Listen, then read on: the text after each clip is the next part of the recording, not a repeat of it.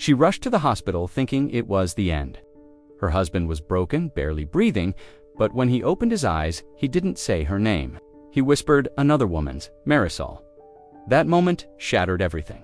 Who was Marisol? Why? Did the hospital bill list her as his wife?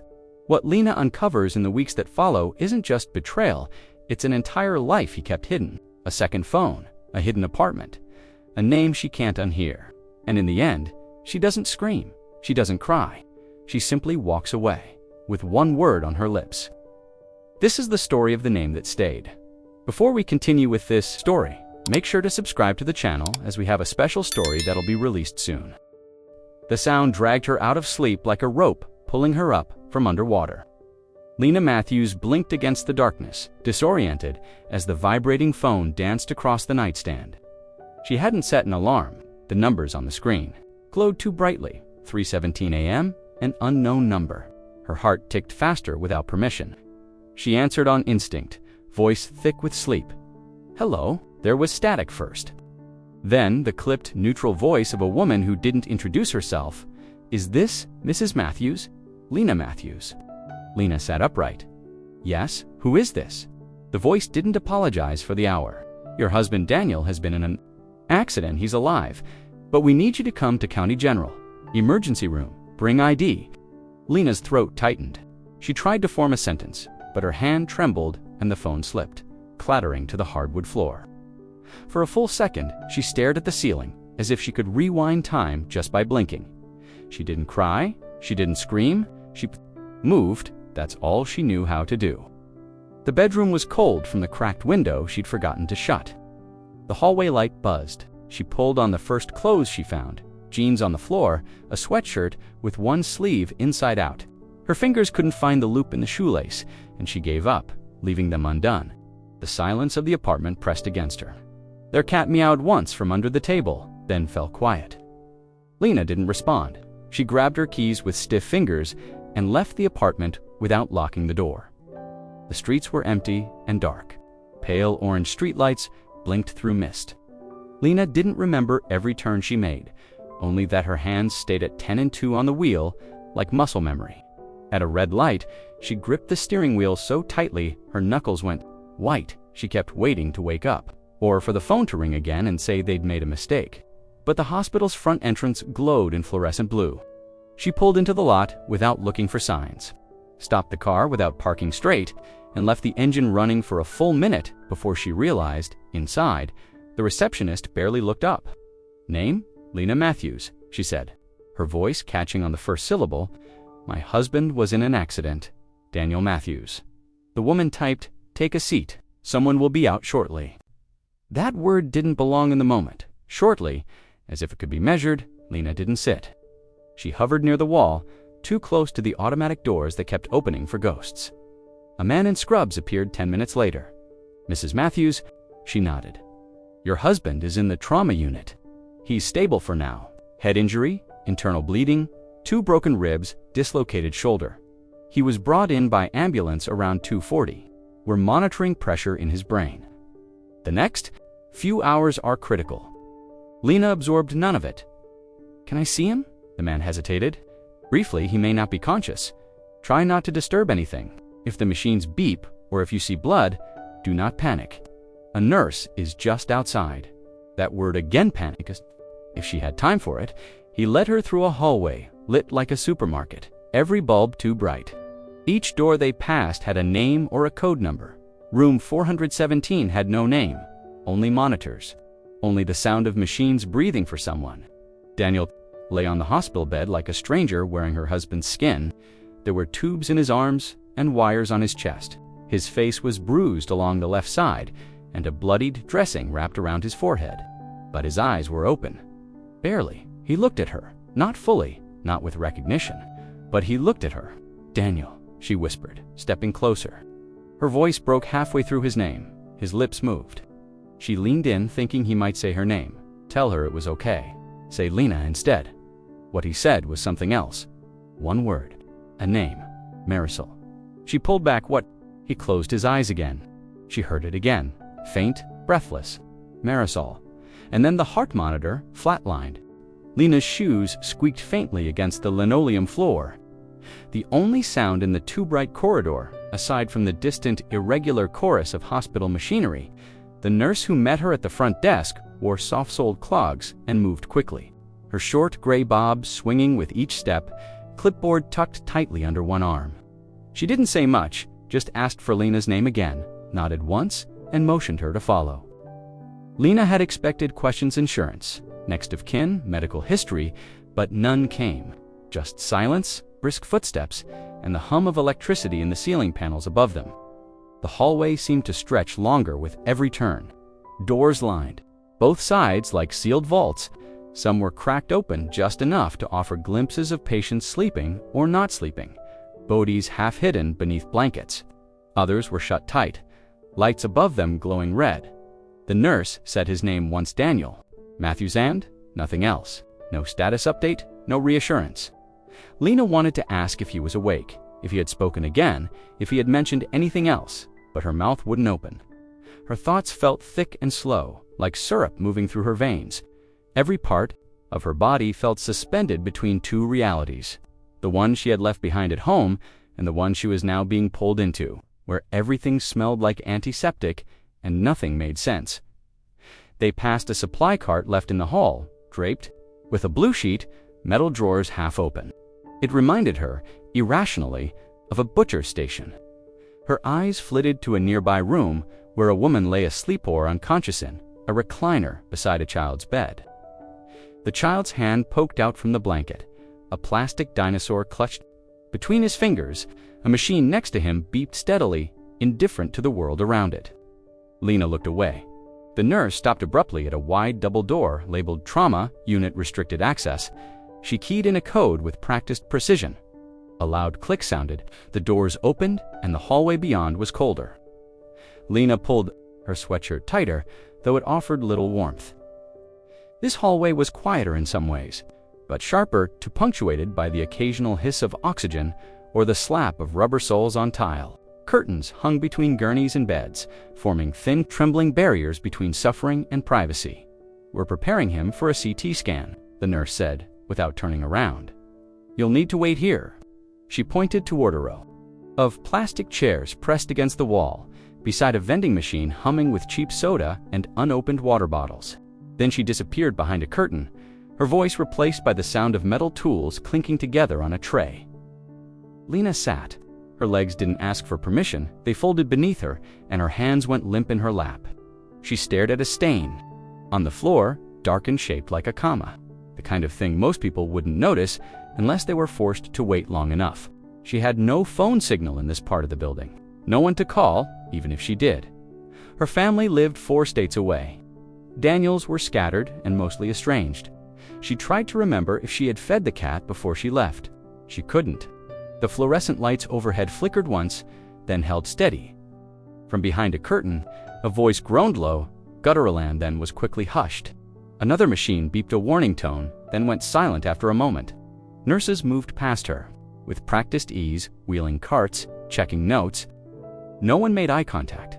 She felt invisible.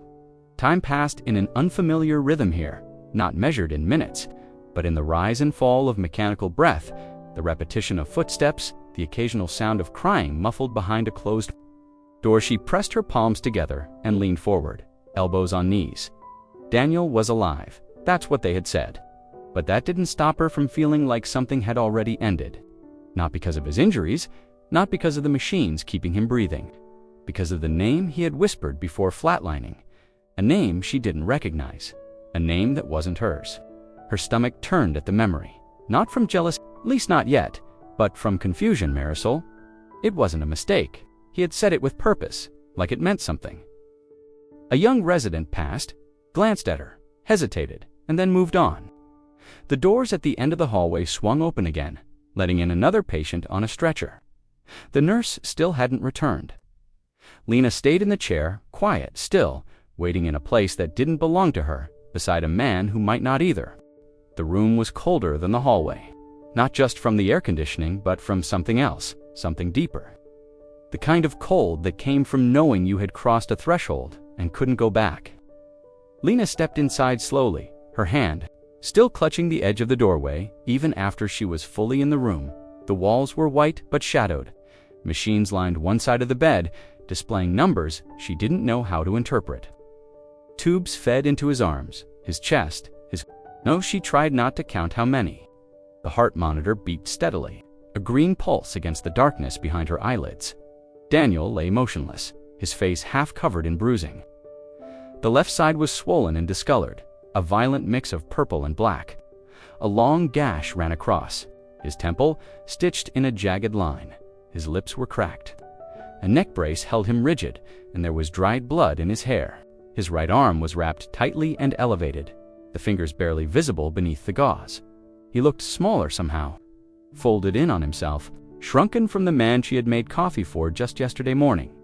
She didn't say his name at first, just stood there, staring. She wanted to step closer, but something rooted her to the floor. There was a strange guilt in seeing someone like that. Like she was intruding, like the body in front of her wasn't really her husband anymore, but something in transition, something between presence and absence. The nurse by the monitor made a small adjustment, scribbled something on a clipboard, and walked past her without speaking. The door closed gently behind him, leaving just the two of them. The only sound was the rhythmic exhale of the ventilator and the slow rise and fall of the monitor's tone. Finally, Lena took one step, then another. Her boots scuffed against the tile. She stood at the side of the bed and looked at what was left of Daniel. Her eyes swept over the details, his shoulders strapped down, his chest bandaged, the thick plastic over his ribs that expanded slightly. With every mechanical breath, beneath it all was the man she married. The man she knew by the way he tied his shoes, the way he cleared his throat before speaking, the way he never used a bookmark and always dog-eared the top corner of the page. "Daniel," she said quietly, not knowing if he could hear her. Her voice cracked at the second syllable. She reached for his hand, hesitated, and finally placed hers gently over it. His skin was warm. That surprised her. She thought it would be cold. He didn't move, but then his eyelids fluttered. It was a tiny movement, almost imperceptible. His right eye opened halfway, then closed, then opened again. It took several seconds for his gaze to settle, and even then, it seemed like he was staring past her, not at her. His pupils were uneven, the whites bloodshot. She leaned in slightly, just enough to be sure. "Daniel, I'm here." Her fingers gently pressed against his dot. His lips moved. No sound came at first, just a whisper of air and a twitch of the muscles. In his jaw, then she heard it. One word. Just one. "Marisol."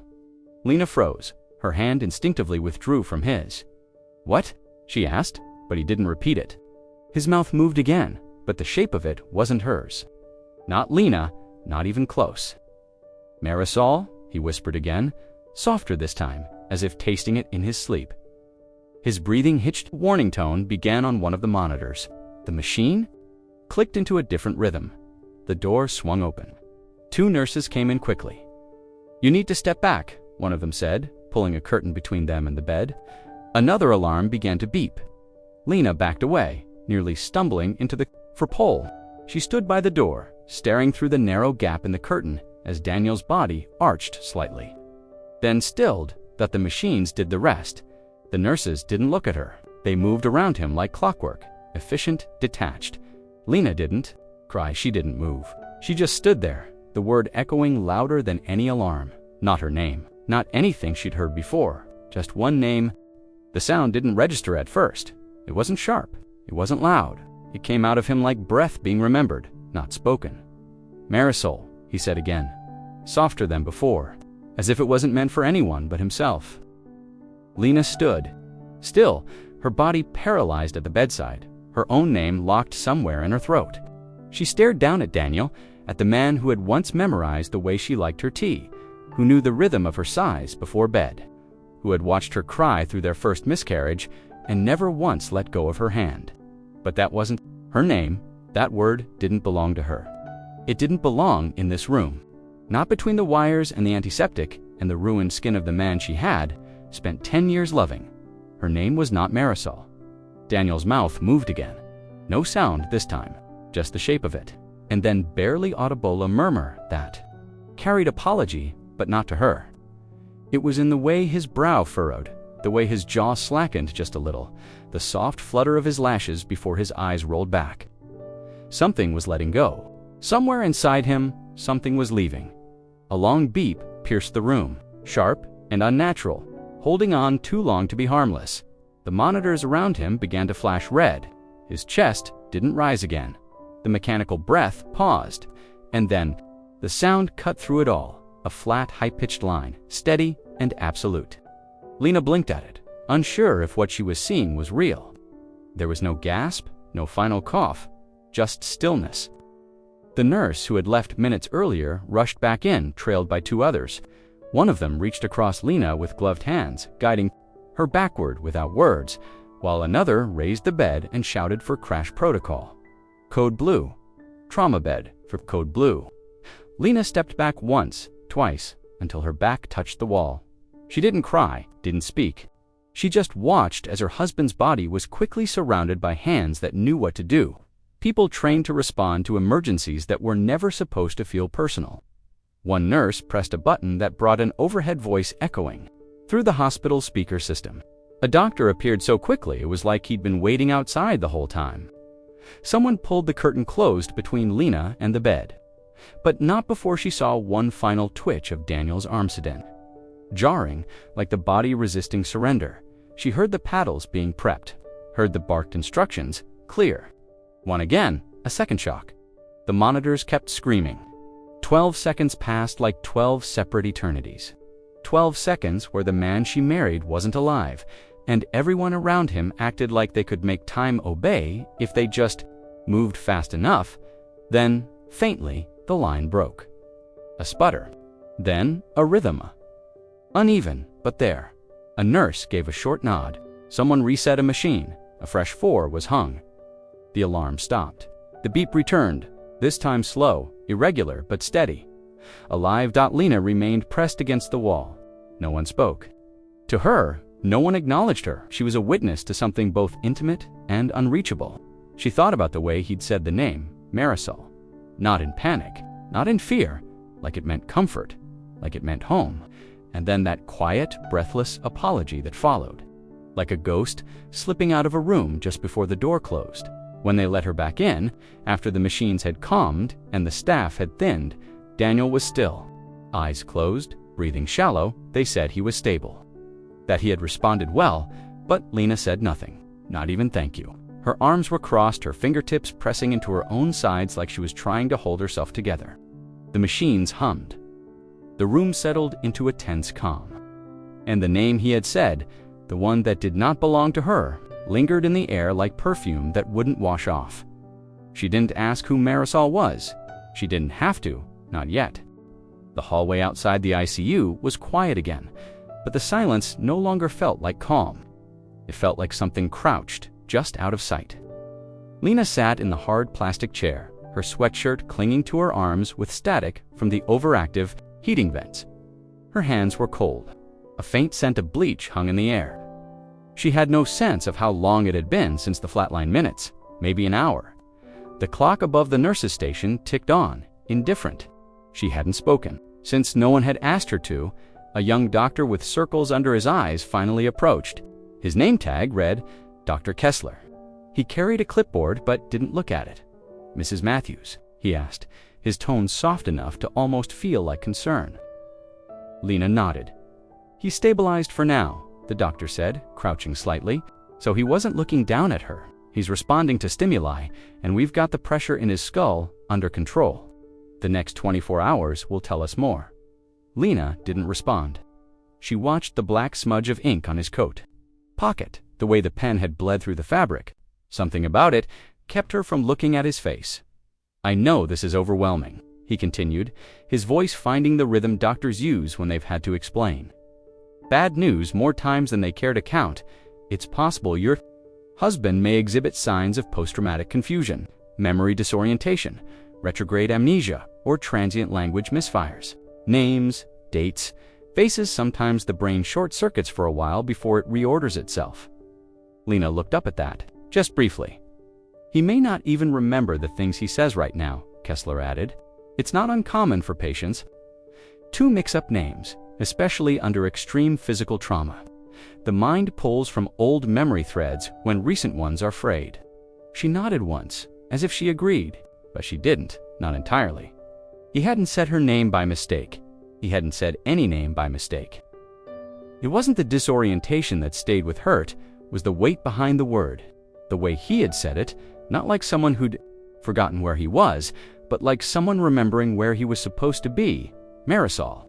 It was whispered with a kind of softness she hadn't heard from him in years.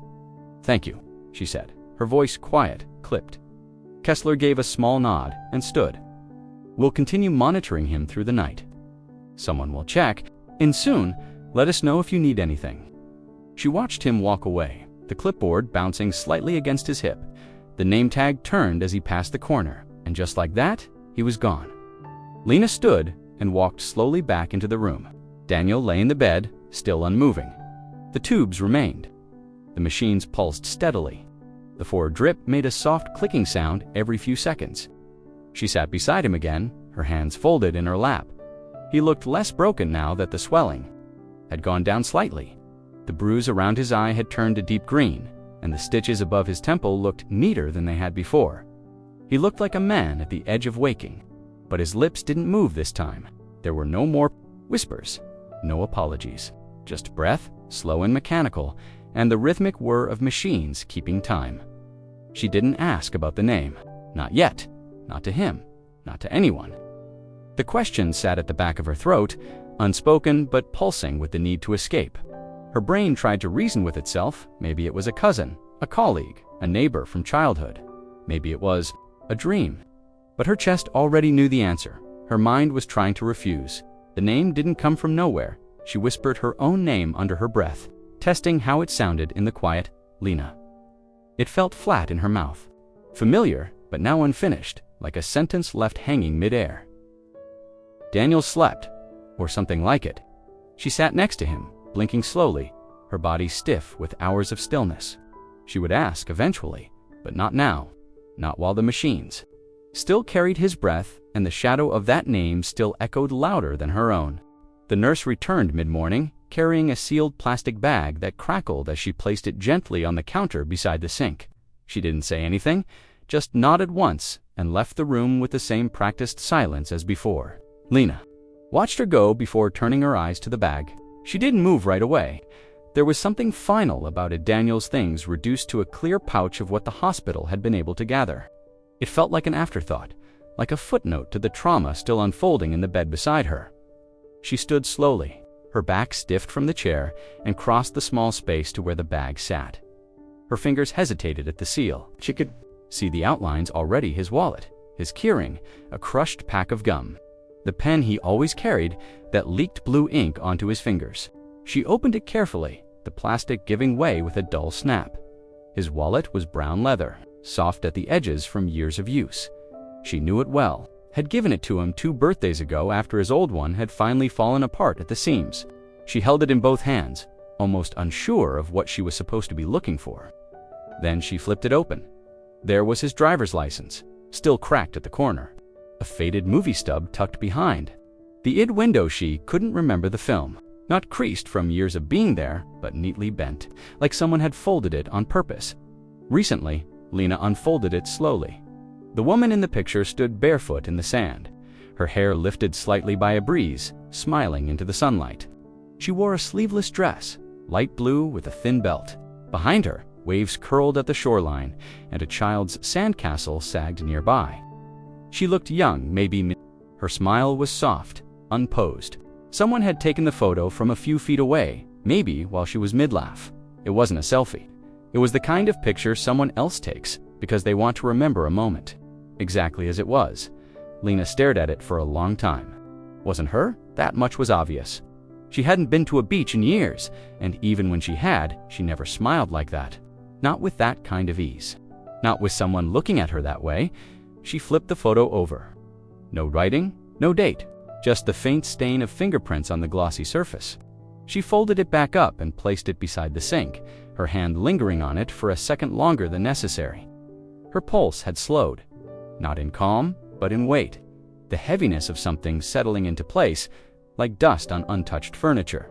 She looked at Daniel, unconscious still, the rhythm of the machines unchanged. His face looked peaceful now that the swelling had eased, almost innocent.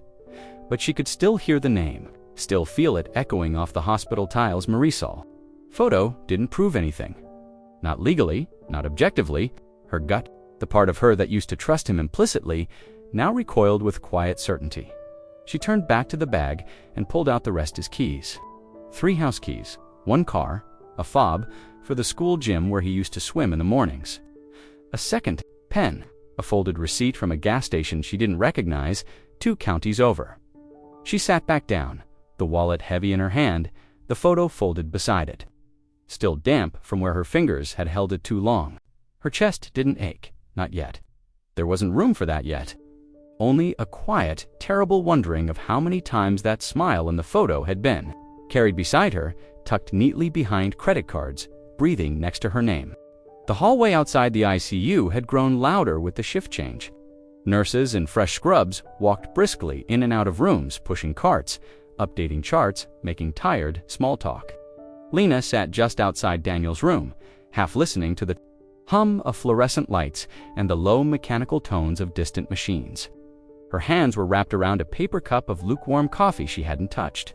She hadn't left the floor in hours, not even to step outside. The window at the end of the corridor offered a view of the parking lot bathed in gray morning light, but she hadn't moved toward it. She stayed within earshot. That's when she heard it.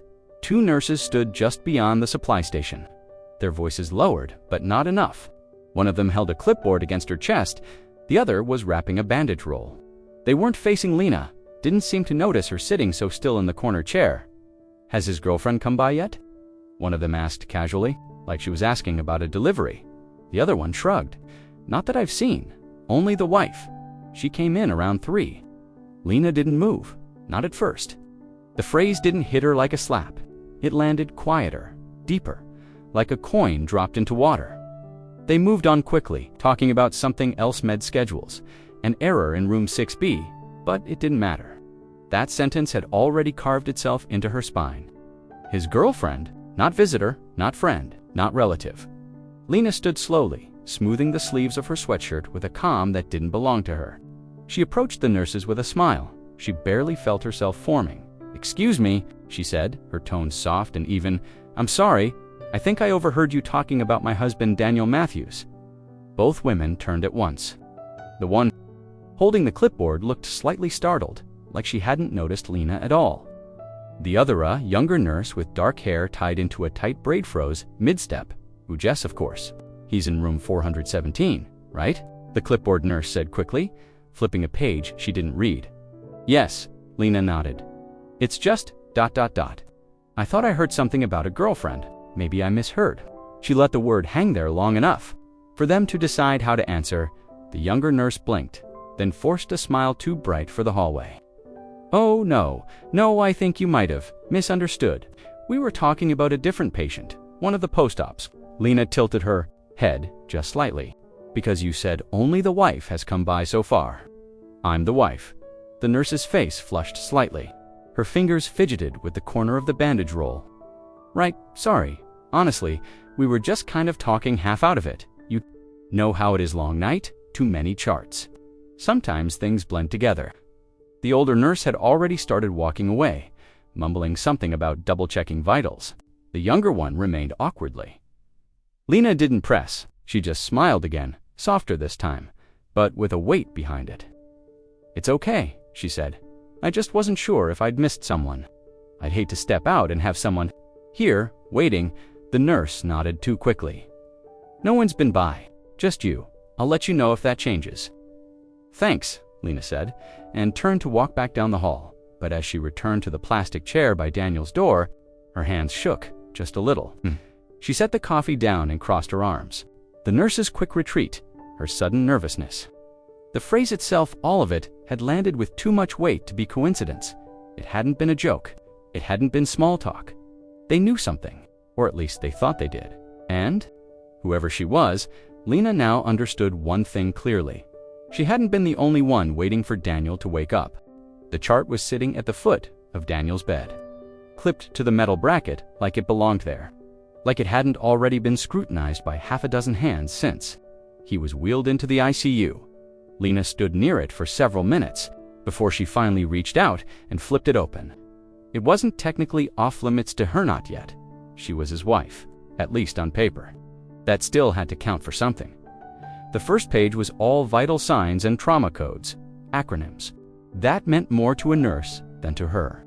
She didn't care about the EKG summaries or the medication doses scribbled in shorthand. She was looking for names, something human, something that gave shape to the person Daniel had been in the hours or days before the crash. It was halfway down the third page when she found the section labeled Emergency Contact S. Her own name was there, typed neatly. Lena Matthews, relationship spouse. Her number followed, and her address correct down to the apartment number. But beneath it, there was a second line, a second contact, name, phone, relationship.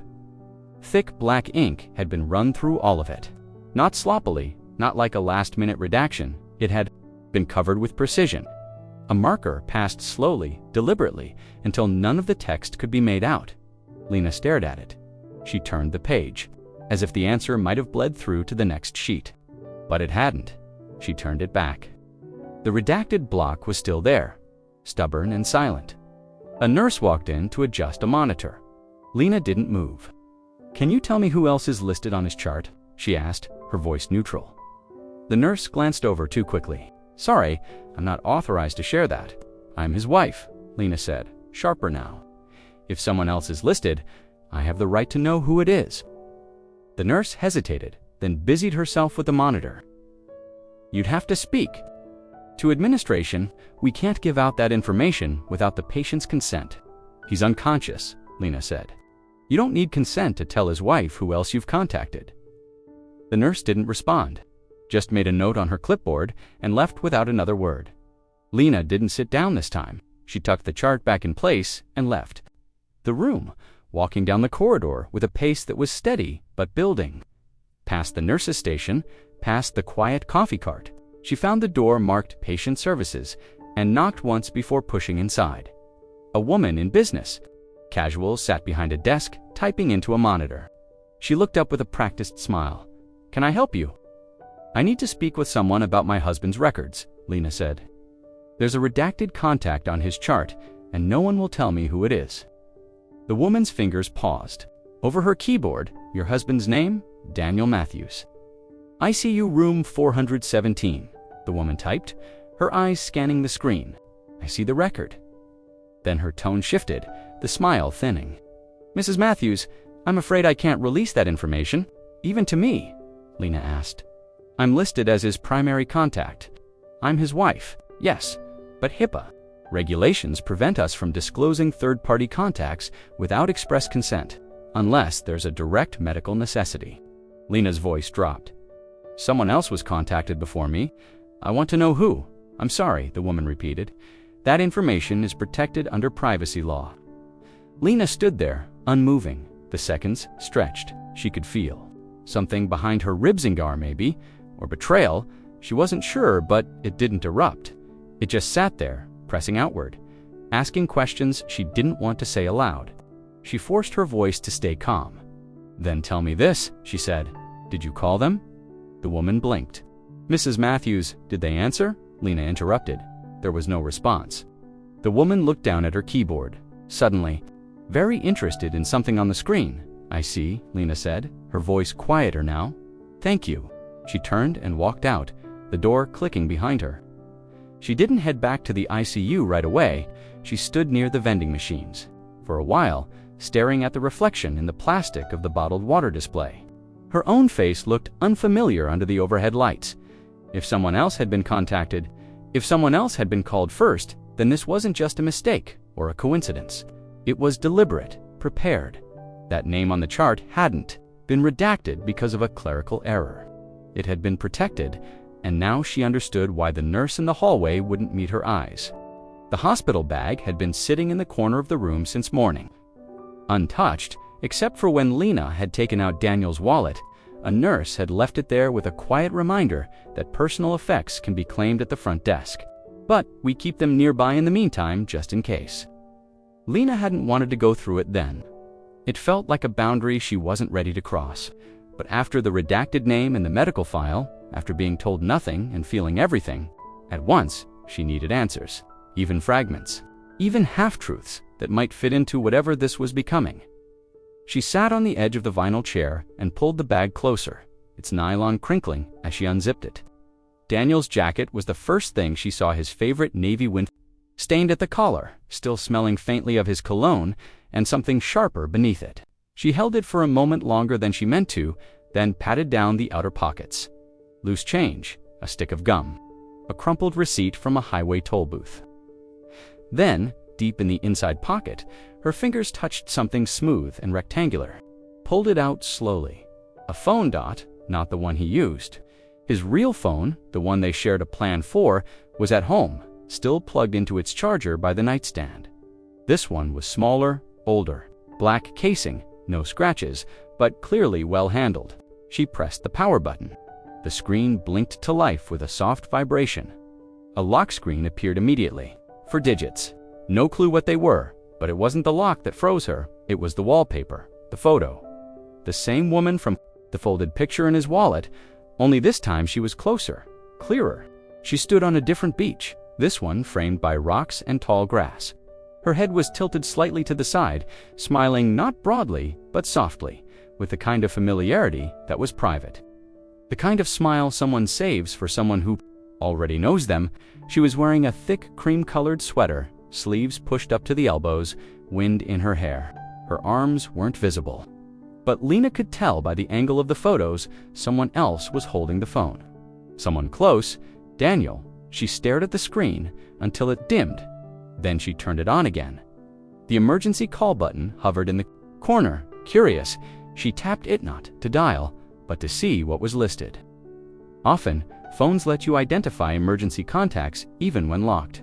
It was a small workaround, a design feature that could be life-saving, or in this case, truth-telling there. It was .emergency contact. M, just one letter, no full name. No label of wife or spouse or partner, just M. She tried tapping it, but the phone wouldn't place the call without the passcode. Locked again, untouchable. But it had already told her enough. M wasn't a guess anymore. M had a photo on his lock screen. M had a number saved in his emergency contacts. M was not an accident. Lena looked over at Daniel's bed. He was still unconscious, still breathing through tubes and wires, still pale under the hospital lights. The machines beside him beeped steadily, indifferent to the chaos just a few feet away. She placed the phone on the counter. Screened down, her thoughts felt brittle, disjointed, like pieces of a puzzle, dumped out of the box and scattered across the floor with no idea where to start. She didn't know what she hated more in that moment, the mystery of the woman or the realization that Daniel had prepared for her absence, had built a life precise enough that someone else could be reached. Trusted, named, Lena stood up and walked to the window. The parking lot below had started to fill, nurses arriving for night shift, headlights blinking through the early dusk. She placed one hand against the glass, cold, unforgiving. Somewhere, a phone was waiting to be unlocked. And somewhere, M was waiting to... Lena hadn't expected the sheriff's deputy to call her back. She had left her number on a clipboard hours earlier at the hospital's front desk, half expecting it to be tossed or buried under paperwork. But just after dusk, as the hallway lights dimmed and the machines in Daniel's room kept their tireless rhythm, her phone buzzed. Unknown number. She stepped into the corridor to answer it, her voice quiet but steady. Mrs. Matthews. The voice on the other end asked, male. Mid-40s by the sound of it. This is Deputy Holloway from the Stonebridge County Sheriff's Department. You were listed as a contact for the accident victim brought in this morning, Daniel Matthews. Yes, she said quickly, more alert than she'd been in hours. Is there something wrong? No, the deputy said. No new injuries. I'm just following up on the investigation. We've been reviewing dashcam reports and statements from the scene. There's one detail I thought you'd want to be aware of in case it comes up again. She moved farther down the hallway, away from the patient room doors. What is it?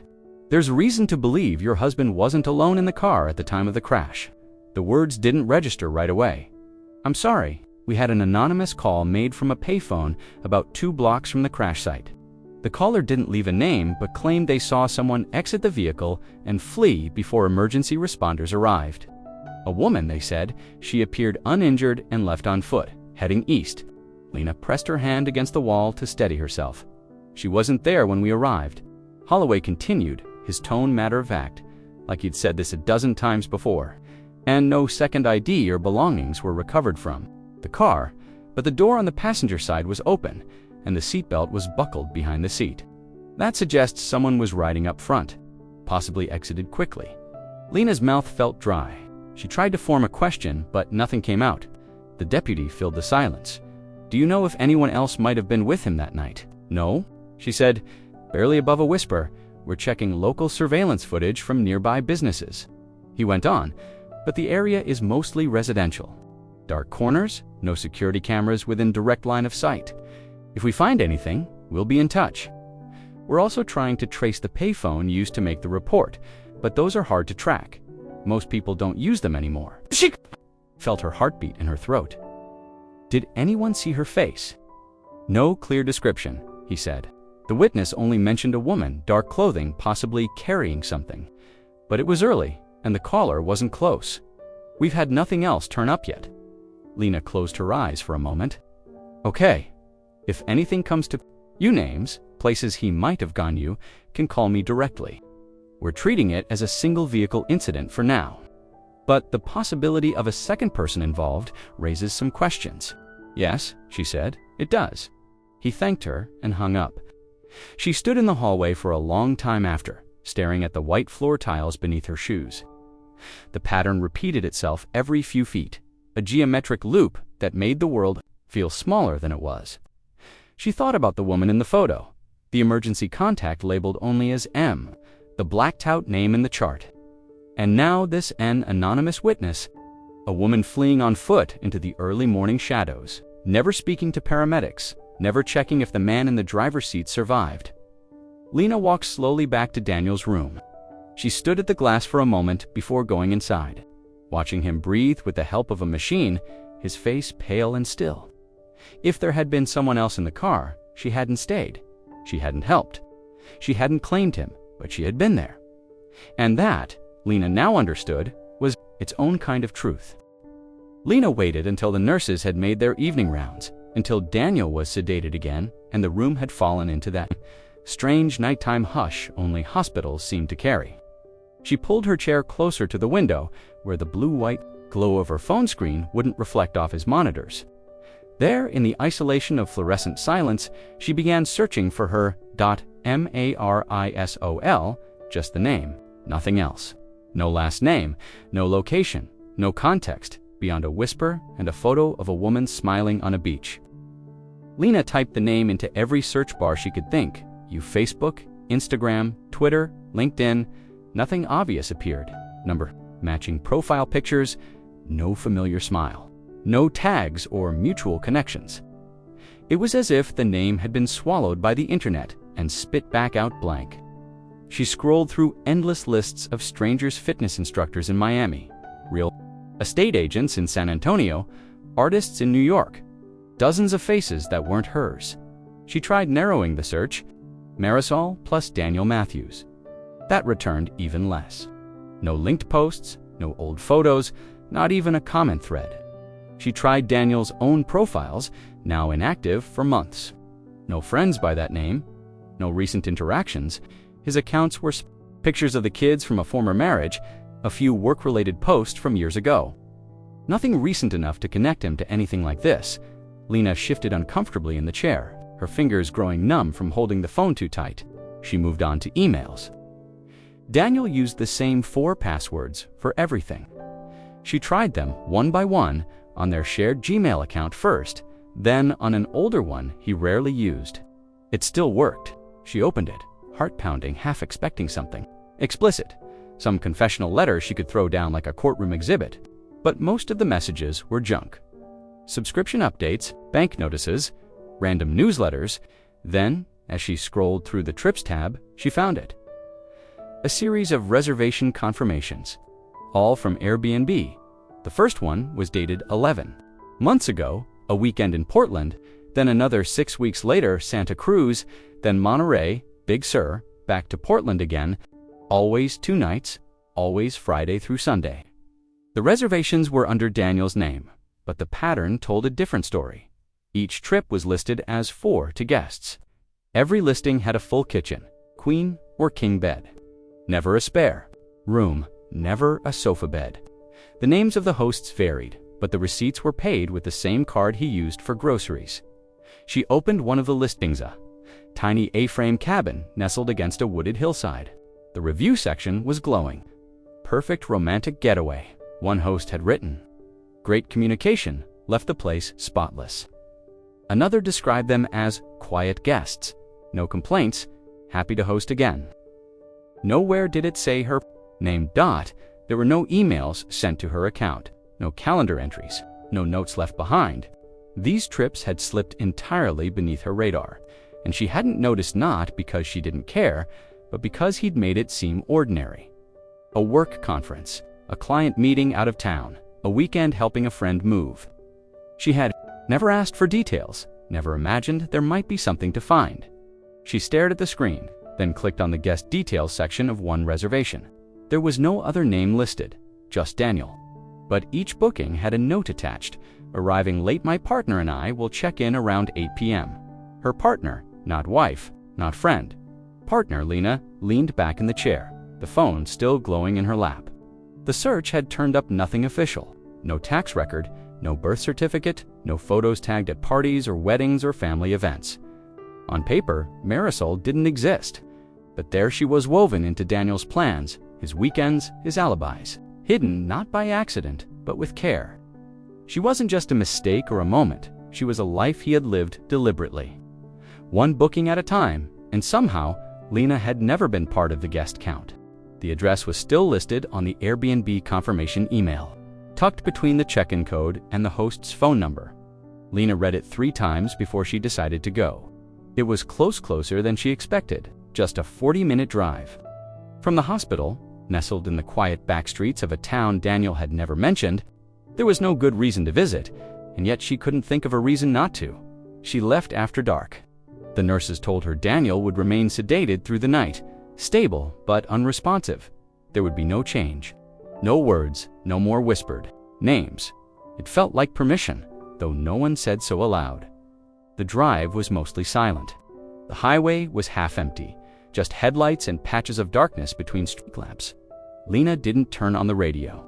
She kept glancing at the printed screenshot on the passenger seat unit to a Rose Hill Apartments. Check-in instructions still visible. The code was likely expired, but she brought bolt cutters in the trunk just in case. Rose Hill turned out to be a modest 2-story building, beige stucco with dark wooden trim and a small parking area out front. She pulled in without a plan. No lights on, no sign of movement inside. The kind of place designed to blend in. The front door to Unit 2A had a digital lock pad. She typed the code from the email to 176. The screen flashed red. Invalid, she tried. It again, slower. Still nothing. Then, on instinct, she tried the last 4 digits of Daniel's old phone number. The keypad beeped once and turned green. The door clicked open. She stood at the threshold for a moment, listening. The apartment was small and sparsely furnished. A low couch, a narrow kitchenette, a round dining table with 2 chairs, the kind of place meant for short stays. It was clean meticulously so, but not sterile. There were traces of presents that hadn't been fully scrubbed away. A faint indentation in the couch cushion, a stray hair on the bathroom sink, a light floral scent that lingered in the air, unmistakable. And out of place, Jasmine Lena stepped deeper inside. The air was still, but not abandoned. Something about it felt paused, like someone had left in a hurry but expected to return. She moved slowly, quietly, as if any sound might wake the walls. She checked the kitchen drawers, empty, save for a single spoon and a tea bag tucked into the corner. No groceries in the fridge, no personal items. The bedroom had no clothes, no suitcase, no toiletries, just a perfectly made bed with a blanket folded once at the foot. She entered the bathroom last. The scent of jasmine was strongest there, as if someone had sprayed perfume just before leaving. The sink was dry, the shower curtain pulled halfway across. The mirror above the sink was slightly fogged, as though someone had recently taken a hot shower. That's when she saw it. Written faintly in the condensation, not with a finger but something soft, was a message just barely clinging to the glass. "I'm sorry." Lena stared at it. Her breath caught in her throat. The letters were beginning to fade.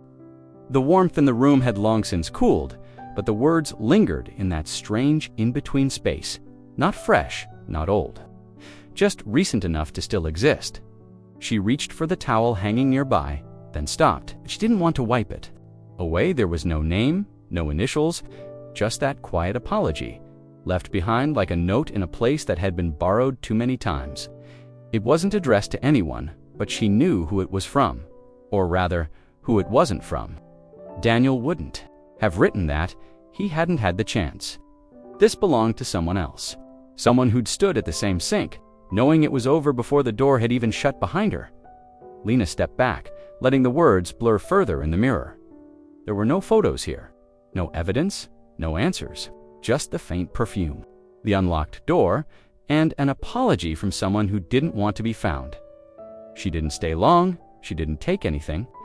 On her way out, she locked the door again behind her, not out of courtesy, but ritual.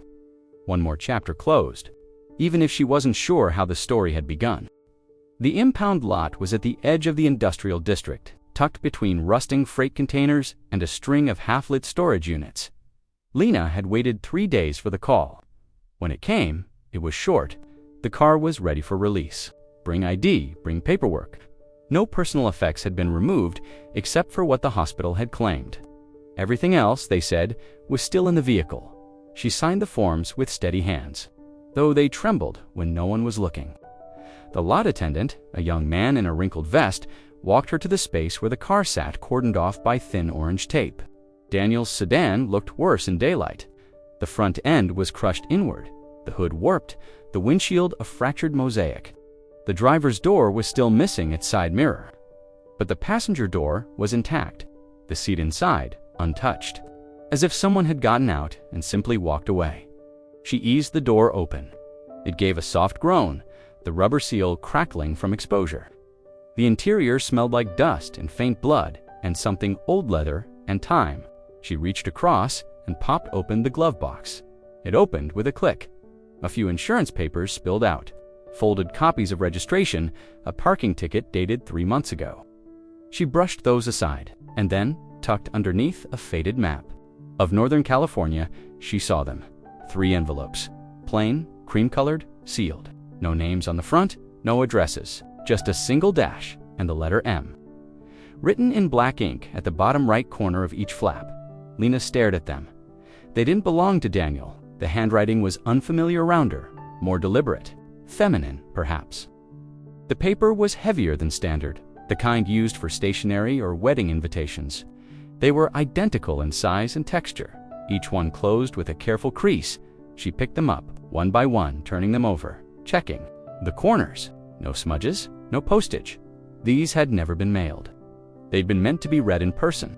Or maybe not at all. She opened the first letter. The paper inside was folded twice, neatly, perfectly. The kind of fold someone makes when they've rewritten it once, maybe twice before. The ink was black, the handwriting small. I didn't want it to be like this. I tried to wait for the right time. I kept thinking, if I held on long enough, something would shift. That maybe we could all pretend it wasn't happening until it wasn't. But love doesn't vanish just because we're polite about it. It sits in the corner, waiting. And then it starts to ask for more. There was no signature, just the single dash and the M again. She opened the second letter. You said I wasn't real. That I existed in shadows, between weekends and white lies. But you felt real to me. I know what your voice sounds like at 2 a.m. I know how your hands tremble when you're about to make a decision you'll regret. I know what you look like when you lie to someone you love. That is real, even if it can't last. The third letter was thinner, 1 line only. When you wake up, don't call me. This time, let silence be the answer. Lena stood in the driver's side door, the letters trembling. In her hands, the air around her buzzed faintly from a nearby transformer, a low mechanical hum that seemed to press against her ears. She looked at the seat beside her, the empty spot that had once carried someone else. Someone who had written with clarity, Not rage. There was no accusation in the letters. No revenge. Just sadness, distance, closure. Written and sealed before anything had ended. She slid the letters back into the envelopes, one by one, and placed them in her purse. She closed the glove box gently, as if not to wake the ghosts that lived inside. Then, she stepped back, shut the door, and walked away from the car. Its crushed metal frame still holding the outlines of two people, only one of whom had ever been meant to be found. The key was taped to the underside of the glove box door, a small brass thing, worn and unlabeled. Stuck there with a strip of clear tape, as if someone meant for it to be found, but only by someone who knew to look. Lena hadn't noticed it at first. She'd been too focused on the letters. But as she reached to close the glove box again, the corner of the tape caught the light. She pulled it free slowly, turning the key in her palm. It had a number etched faintly into the side. Night, after hours of circling her own thoughts, Lena ran a search. There was a storage facility on the outskirts of town, just off the highway, called Blue Hills Depot. Their website listed hundreds of units, none by name, only by number. She called and asked to speak with someone about Unit 2387. They told her it was registered under D.M. Allen, a name she didn't recognize. But when she asked about billing, they confirmed the monthly payments came from Daniel's bank card. The woman on the phone was polite, but firm. Only the listed renter could open the unit without a court order. Lena drove there anyway. The facility was dimly lit, a maze of corrugated steel doors stretching row after row under pale overhead bulbs. She walked past the front office, unnoticed, gripping the key in her coat pocket. Unit 2387 was near the back, sandwiched between a pair of slightly dented doors. Hers was pristine, quiet, untouched. The key slid in easily. Inside, the air was cool and dry. The space was small, but not empty. A tarp covered something large in the corner. 2 shelves lined the wall. Boxers each labeled in the same handwriting from the letters, books, canvas, photos, misc. Nothing marked with her name. Nothing familiar. She removed the tarp. Underneath was a stack of paintings oil on canvas, mostly abstract, deep reds, harsh whites, shapes that pulsed as if trying to escape the frame. She didn't recognize the style, but something in it felt private, restless. She imagined Marisol painting them, brush moving fast, music playing low in the background, while Daniel watched, or helped, or lied. On the shelf were books mostly in Spanish and French. Poetry collections, travel guides, a weathered copy of Les Chants de Maud Rare. Lena flipped through the pages, margins filled with tiny notes in ink, sometimes in English, sometimes not. Circles, arrows, questions. Whoever had owned them was fluent and curious. And Daniel, as far as she knew, spoke neither language. She opened the largest box labeled Files. Inside were folders, receipts, boarding passes from flights she hadn't known he'd taken. Madrid, Buenos Aires, Lisbon. One ticket dated a year ago matched a weekend Daniel claimed he'd been attending a seminar in San Jose. She found no seminar brochures, just a passport tucked inside the last folder. At first, she thought it was his. It bore Daniel's photo, the same serious expression he used for official forms. But the name beneath it was different. Marcus Allen. She flipped to the back. The issue date was from 2 years earlier. The seal looked authentic. The barcode scanned, but something was wrong. The expiration date was off, and the signature looked traced. She held it up to the overhead bulb. The watermark shimmered faintly, but not like it should. Fake dot. She found another passport beneath it. This one real, issued under his legal name. But the photo was older, a decade maybe. Clean-shaven, smiling faintly. Both passports had been kept together, as if used in rotation. Lena sat down on the cold concrete floor, knees drawn in. None of it fit. Or rather, it fit too well but not into her life. It was a world built in parallel, separate from their home, their shared bills, their dinners, their silence.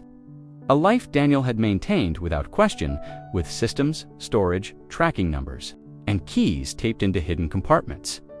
It wasn't accidental, it was intentional. Long-standing, she looked around the unit again. Not a single photo of her, no remnants of their house, no souvenirs from their shared vacations. Not even a postcard addressed home. Whoever he was in this space, Marcus Daniel, someone else, he had not been her husband. He had only borrowed the name. The manager at Blue Hills Depot was reluctant at first. He squinted at Lena from behind a scratched plexiglass window, thumbed through a worn ledger, and told her they didn't usually allow non-renters to access surveillance. She nodded patiently, her voice low but unwavering. Her husband was in a coma, she explained. She had reason to believe he'd been hiding something from her. She didn't need copies, just a look, just a confirmation. It took a long silence and a quiet glance at the gold ring on her hand before the manager gave in. He gestured to a monitor behind the counter. It was grainy, low-resolution footage stored on a hard drive the size of a shoebox. No sound, no time, just labeled clips organized by date and unit. He clicked open a folder labeled 2387 and scrolled through the thumbnails. Hundreds of them, too many to count. "Do you know what day you're looking for?" he asked. "I think Tuesday," she said. "Just Tuesdays." He started with the most recent week and went backward. It didn't take long to see a pattern. There he was, Daniel. Same jacket, same careful pace. A man who didn't rush, who knew the path well. He always arrived around the same time. Between 4:30 and 5 p.m. he used a different car sometimes, a rental.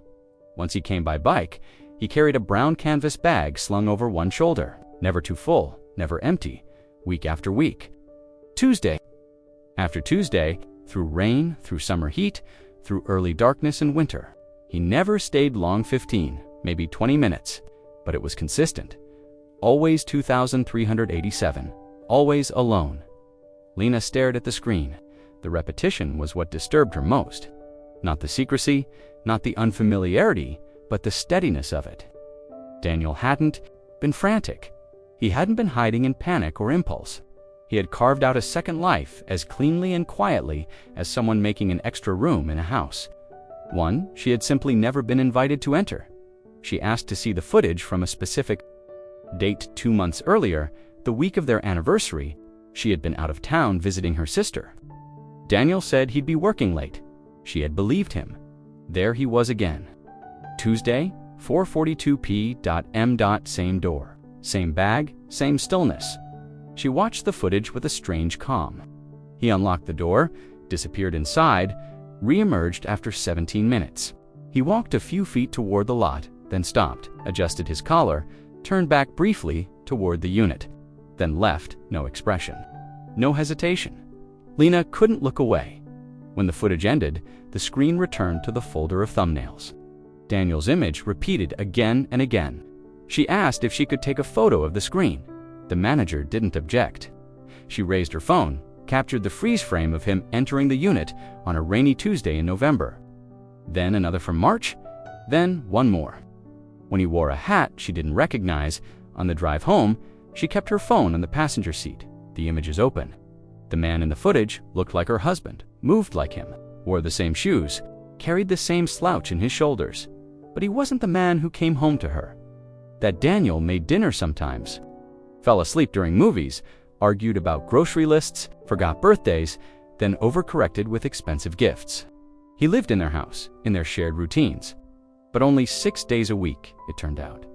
Tuesdays had belonged to someone else.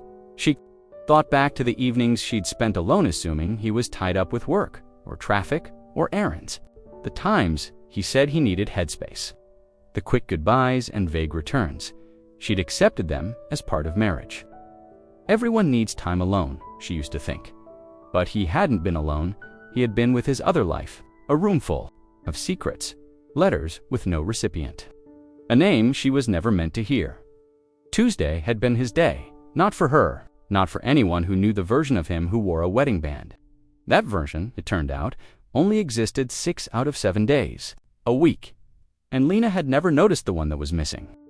The care home sat quietly behind a cluster of old oak trees just off the county road, where the leaves curled in rust-red spirals along the curb. It was a small place, tidy, and smelling faintly of lemon polish and age. Lena hadn't visited. In years, Daniel rarely spoke of his mother. Their relationship had thinned to annual phone calls, obligatory cards. He described her as difficult, distant, someone he tolerated out of duty. Lena had never pressed the matter. Now, she wished she had. Room 203 was at the end of the hall, facing a small courtyard with a wind chime that barely moved. When Lena knocked, there was no answer at first. Then a soft voice called from within. She stepped inside. Margaret Matthews sat upright in a beige recliner, a crocheted blanket tucked neatly over her lap. Her hair was fully white now, pulled back into a low twist. She looked smaller than Lena remembered, her frame more delicate, but her eyes were sharp and unreadable. "Lena," she said, surprised but not warm. Lena offered a faint smile. "I wanted to talk to you about Daniel." Margaret blinked slowly, then gestured toward the second chair. "I saw the news, the accident." "He's stable," Lena said. "Unconscious, but stable." Margaret gave a shallow nod, as if that answer had already been rehearsed somewhere in her mind. They sat in silence for a few moments. Outside, a sparrow fluttered against the glass before disappearing. The wind chime barely stirred. "I'm trying to understand something," Lena said finally. Her hands were clasped tightly in her lap. "Something about a woman, someone named Marisol." At the name, Margaret's eyes flickered, barely perceptible. But Lena sighed, a slight shift in the corners of her mouth. Her fingers tensed beneath the blanket. "I don't know who that is," Margaret said calmly. Lena waited. "She's not on paper, not in any family photos, but she existed." Daniel whispered her name when he thought he was dying. "I found letters, a second phone, a storage unit, passports." Still, Margaret said nothing. "He saw her for over a year," Lena continued. "At least Tuesdays, same time, same place. There were plane tickets, letters, a second life." Margaret shifted in her seat. Her lips tightened, but not with surprise, more like resignation. She adjusted the edge of the blanket. "I haven't heard that name in a long time," she said, voice brittle now. "So you do know her?" Margaret exhaled slowly through her nose, then looked out the window. "He told me he'd end it," she said quietly. "That it was over. That he'd made a mistake and didn't want to lose what he already had. You, the life he built." Lena sat back. "When did he tell you that?" "Last spring. He came here on a Sunday, brought that folding chair from the hallway, and sat right there. Said he'd made a mess he couldn't talk about at home. I thought he meant debt or illness, but then he said her name. Why didn't you say anything?" Margaret's gaze moved slowly back to her. "Because I didn't think it was my place, and because I didn't think you'd believe me if I did." Lena's throat tightened. "Why would you assume that?" "Because love is loud, but truth is quiet. And when you're in love, quiet things don't stand a chance." For a moment, neither of them spoke. "He said he was going to stop seeing her," Margaret continued. "He looked ashamed, said it had gotten too far, that it wasn't just an affair, it had become something he couldn't manage. He said he hadn't told Marisol yet, that she still thought it was temporary." "Did he seem like he meant it?" Margaret looked tired now. He seemed like a man who had already chosen, but he also seemed like a man who'd keep walking the line until someone else forced him off it. Lena stared down at her hands. "She wasn't a stranger to him," Margaret said after a long pause, "and I don't think she ever really let go. Whatever they had did wasn't over." The wind outside stirred the chime. A faint metallic note rang out. Just one dot. Lena stood, slowly. "Thank you for telling me." Margaret gave a slow nod. "I hope he wakes up, and I hope you ask him everything he thought you wouldn't." Lena turned toward the door. "Be careful," Margaret added softly. "Not all truths make you stronger." Outside, the oak leaves twisted in the wind, and Lena walked toward, her car feeling both heavier and lighter, carrying the confirmation she came for, and the weight of knowing someone else had already known. The tip came from someone Lena hadn't expected to hear from Mr. Halpern, the widower who'd lived next door to her and Daniel for years before moving in with his daughter across town. He called after hearing about the accident. His voice, carrying that awkward mixture of sympathy and hesitation. They talked about Daniel's condition, the weather, neighborhood changes. Then, almost as an afterthought, he said, "I don't know if this means anything, but I used to see him down at the lake some Thursdays, always sitting with the same woman, dark hair, pretty. They'd be on the bench near the boathouse. Didn't look like work meetings, if you know what I mean." Lena had murmured something polite, but her mind was already somewhere else. She asked how long ago. He said maybe a year, maybe more. Always Thursdays, mid-afternoon, if you want to see for yourself," he added. "The bench is still there." That was how she found herself driving to the lake on a Thursday morning, the kind of place they used to visit together once. Years ago, when they still sought out quiet spaces. The air was cool, carrying the faint scent of wet leaves and pine. The path to the water wound through bare-limbed trees, the crunch of gravel under her shoes sounding too loud in the stillness. The lake was smooth, reflecting the pale gray of the overcast sky. A few ducks drifted near the far bank. The bench, Mr. Halpern had mentioned, sat just where he'd said it would, facing the water, tucked beneath an old maple that reached wide over the shoreline. Its paint was peeling, the wood slightly warped from years of weather, and there, on the bench, was a single flower, a white lily, fresh. Its petals were unblemished, the stem still green and firm. It hadn't been there long. No card, no note, just the flower placed deliberately in the center of the bench's seat. Lena stood a few feet away at first, looking at it as if it might tell her who had left it. It wasn't the kind of thing strangers did for no reason. It was personal, intentional. She glanced around. The park was nearly empty. A jogger passed on the far side of the lake. A man in a brown coat fed breadcrumbs to geese near the dock. No one was close enough to have placed it in the last few minutes without her seeing. She sat down slowly, keeping to one side so as not to disturb the lily. The wood was cold beneath her. She imagined Daniel sitting here, leaning back, legs stretched. Out head turned toward the woman beside him, Marisol. She pictured them talking, maybe laughing softly. She wondered if they sat in silence sometimes, the kind of comfortable quiet that meant you knew someone too well to need words. She tried to picture herself in Marisol's place, and found she could not without it feeling false. The lake lapped faintly at the shore. She picked up the lily, turning it over in her hand. The scent was light but unmistakable. It wasn't jasmine, the perfume she'd smelled in the apartment, but it carried the same deliberate choice. A flower that meant something, she thought.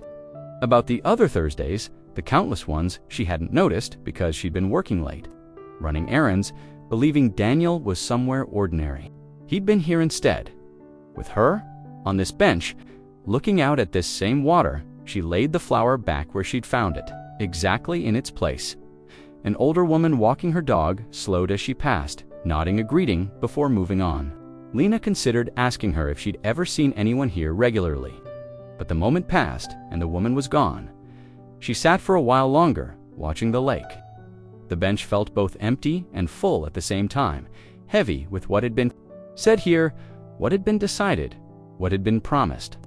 Eventually, she stood and began walking back up the path, the white petals of the lily bright against the dark wood behind her. It was still there when she turned for one last look, as if waiting for someone else to return. It happened without warning. Lena had wandered downtown, not with a plan, but with a kind of quiet desperation that made her keep moving. She had no idea what she expected to find. Maybe nothing. Maybe something small, a misplaced clue, a reflection in a window, a voice she half recognized. She just needed to be near movement to keep from spiraling in place. It was late afternoon, the kind of gray winter light that dulled the buildings into softer edges. She passed storefronts she knew well, though now they all felt different. She paused outside a corner cafe, the kind with fogged glass and warm lighting, the scent of ground coffee and vanilla syrup drifting faintly through the door. She almost walked past it. Then she didn't. Through the glass, her eyes caught on a figure at a table by the window. The woman was seated alone, facing away from the street. Her coat was beige, folded carefully over the back of the chair. Long, dark hair fell down one side of her shoulder, slightly curled. She held a book in one hand, the spine cradled delicately in her palm. A mug sat untouched in front of her. Her posture was calm, unaware. And yet, Lena knew it was the woman from the photograph. She couldn't explain how she was so certain. The photo had been old, grainy, from a beach, but there was something unmistakable in the way she sat, the shape of her hands, the curve of her jaw. It wasn't just resemblance, it was presence, as if something Lena had carried in her chest had stepped into the real world. Lena entered the cafe without thinking. The bell above the door chimed once, a soft note that barely registered. Her steps slowed. She didn't walk directly to the woman's table. Instead, she stood near the counter, pretending to study the menu. Though her eyes flicked back constantly, Marisol hadn't noticed her yet. There were only a few other customers inside an older couple in the corner. A young man tapping on a laptop. The woman was turning a page now, slowly, her fingers brushing the edge of the paper like it was something worth savoring. Lena moved closer. She told herself she wouldn't make a scene. She wouldn't ask, wouldn't accuse. She just needed to see her up close. To know, really know, that she wasn't imagining all of this. She passed behind her slowly, close enough to see the title of the book, Spanish, something she couldn't translate. The woman didn't look up. Then Lena circled around, coming to the far side of the room. A few feet away now, eye level, and that's when Marisol looked up. Their eyes met. For a moment, neither woman moved. Neither spoke. The cafe's hum faded around them. It was not a look of recognition in Marisol's eyes, but it wasn't confusion either. Her gaze settled on Lena like she had been expecting her, just not today, not now, not like this. Her expression didn't harden. It didn't soften either. It stayed perfectly still. Lena's breath caught. Marisol didn't reach for her cup. She didn't close the book. She just held her gaze silently, not startled, not embarrassed. Almost calm, as if she understood the weight of silence better than words. Lena stood frozen. Everything she had rehearsed in her mind, questions, accusations, demands, they all disappeared. What replaced them was something quieter. The realization that whatever had passed between Daniel and this woman hadn't ended with his accident. It lived in spaces like this. In quiet cafes, in benches by lakes, in letters left unsigned. Then, after what felt like an entire conversation spoken with no words, Marisol blinked slowly, then looked back down at her book. That was all. Lena turned and walked out. The bell chimed again behind her. The cold air struck her skin. She didn't look back. Her feet moved faster now, carrying her through the city without direction. Her heart beat hard in her chest, not from anger, but from the finality of it. She had seen the woman had seen her, and between them, nothing was said, but everything was understood. The next day, Lena returned to the cafe. She didn't know if Marisol would be there. She didn't even know if she wanted her to be, but something in the silence they had shared the day before left a space that needed filling, not with rage, not with theatrics, just with the simple act of being heard. She arrived just before noon when the cafe was quiet again. The same booth by the window was empty. The chair where Marisol had sat yesterday was neatly pushed in. Lena chose a corner table instead, ordered tea, and waited. She didn't check her phone. She didn't rehearse anything. She just sat with her thoughts, letting them settle. It was nearly an hour later when the door opened, and Marisol stepped in. This time, she noticed Lena immediately. There was no surprise on her face. She paused at the threshold, then walked over slowly. Lena didn't stand. She simply looked up and gestured gently to the empty seat across from her. Marisol sat down. Neither spoke at first. The air between them was tense, but not hostile. More like two people standing on the edge of something fragile. Marisol wore a navy sweater, her hair tied back now. No makeup, no pretense. "I wasn't sure if you'd come," Lena said quietly. "I wasn't sure if I should," Marisol replied. Silence again. Then Lena leaned in slightly. "I don't want to fight. I know. I just want to understand." Marisol folded her hands in her lap. "I met him 3 years ago, at a conference. He told me he was separated." Lena blinked. "He wasn't." "I know that now," Marisol said. "But then, he talked about his marriage like it had ended in everything but paperwork. Said he was waiting for the right moment, that he didn't want to hurt anyone." Lena let out a slow breath. "He said he loved you." "Yes," Marisol said without hesitation. "But he also said he loved you. I think he believed it was possible to love two people and lie to both at once." There was no venom in her voice, just fatigue. Lena's fingers tightened slightly around her cup. "Why stay? Once you knew," Marisol looked down. "Because by then, it was too late. I was in it. Not just the relationship, but the fantasy. The hope that maybe I wasn't the mistake. Just the second chapter. Did he promise you anything?" "Only the same things he promised you," Marisol said. "Time, change, a version of himself that never fully arrived." The weight of those words settled like dust. Lena nodded slowly, as if some piece of her had expected this. "He rented the apartment," she said softly, "the one with the jasmine." Perfume Marisol gave a faint, almost sad smile. "He liked that scent. I wore it for him. Not because he asked, but because I thought it made him feel something softer." Lena looked out the window. "Did he ever talk about ending it with me?" "He did," Marisol answered carefully, "more than once. But it always came with a reason not to. Your health, the timing, your birthday, holidays. It was always not yet. And after a while, I stopped asking, and the letters," Marisol hesitated, "I never knew if he'd read them. He hated confrontation. Said paper helped him think clearer than conversation." Lena stared at the tabletop for a long moment. "I think he loved you for your silence," Marisol said, "and me for my noise, but he never gave either of us all of him." Lena felt something uncoiled inside her. Not relief, not anger, something quieter, a clarity that didn't make the pain less, just cleaner. "I hated you," she said softly. Marisol didn't flinch. "I hated me too." They sat like that, two women sharing grief without screaming.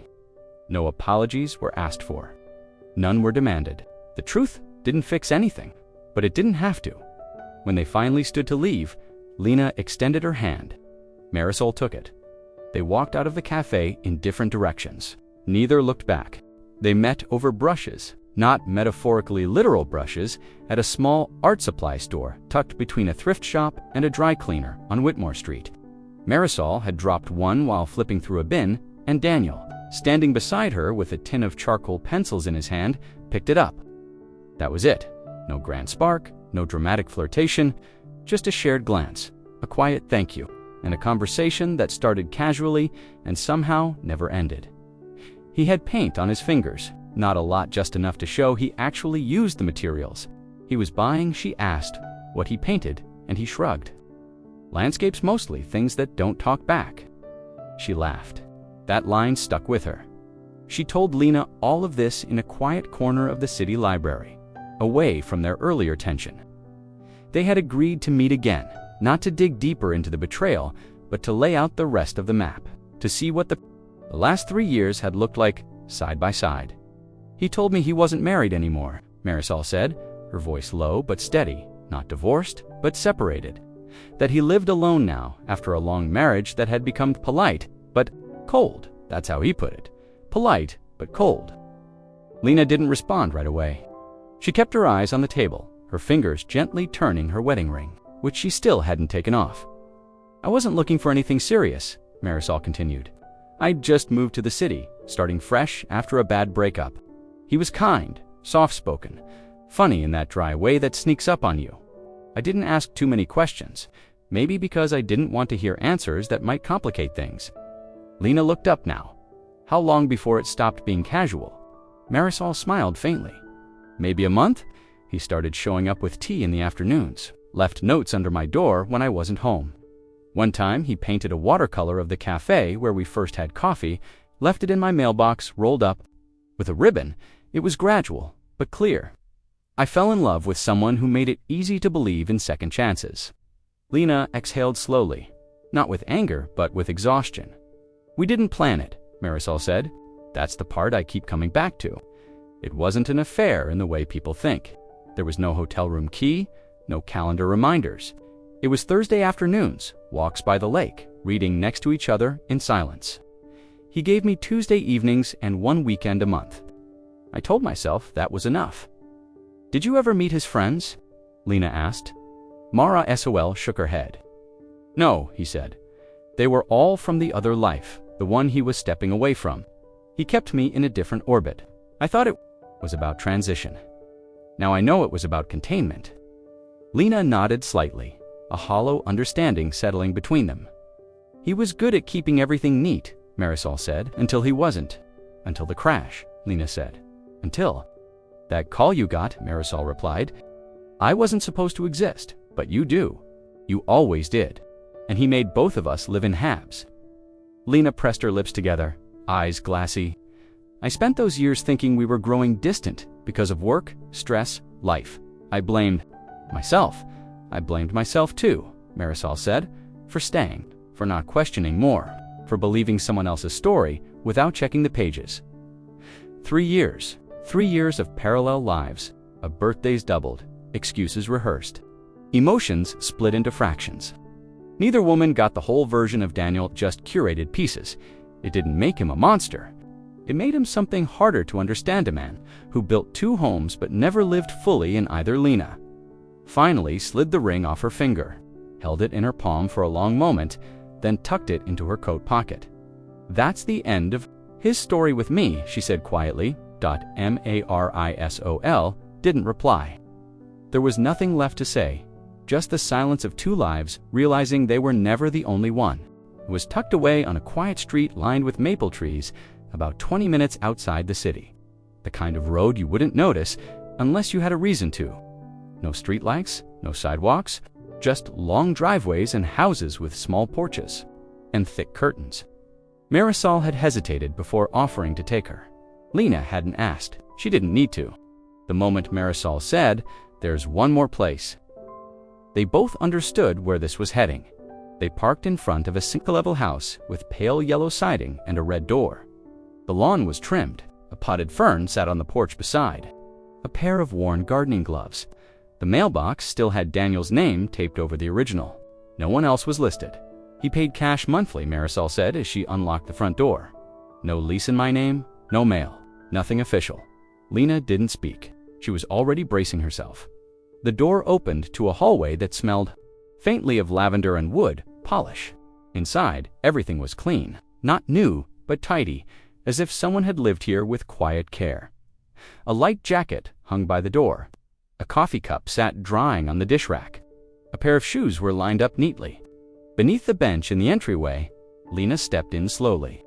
Each step felt like peeling back a layer of someone she thought she knew. The walls were painted a soft gray. Photographs lined one side of the hallway, landscapes mostly. A lake in winter, a field of wheat, a road stretching into fog.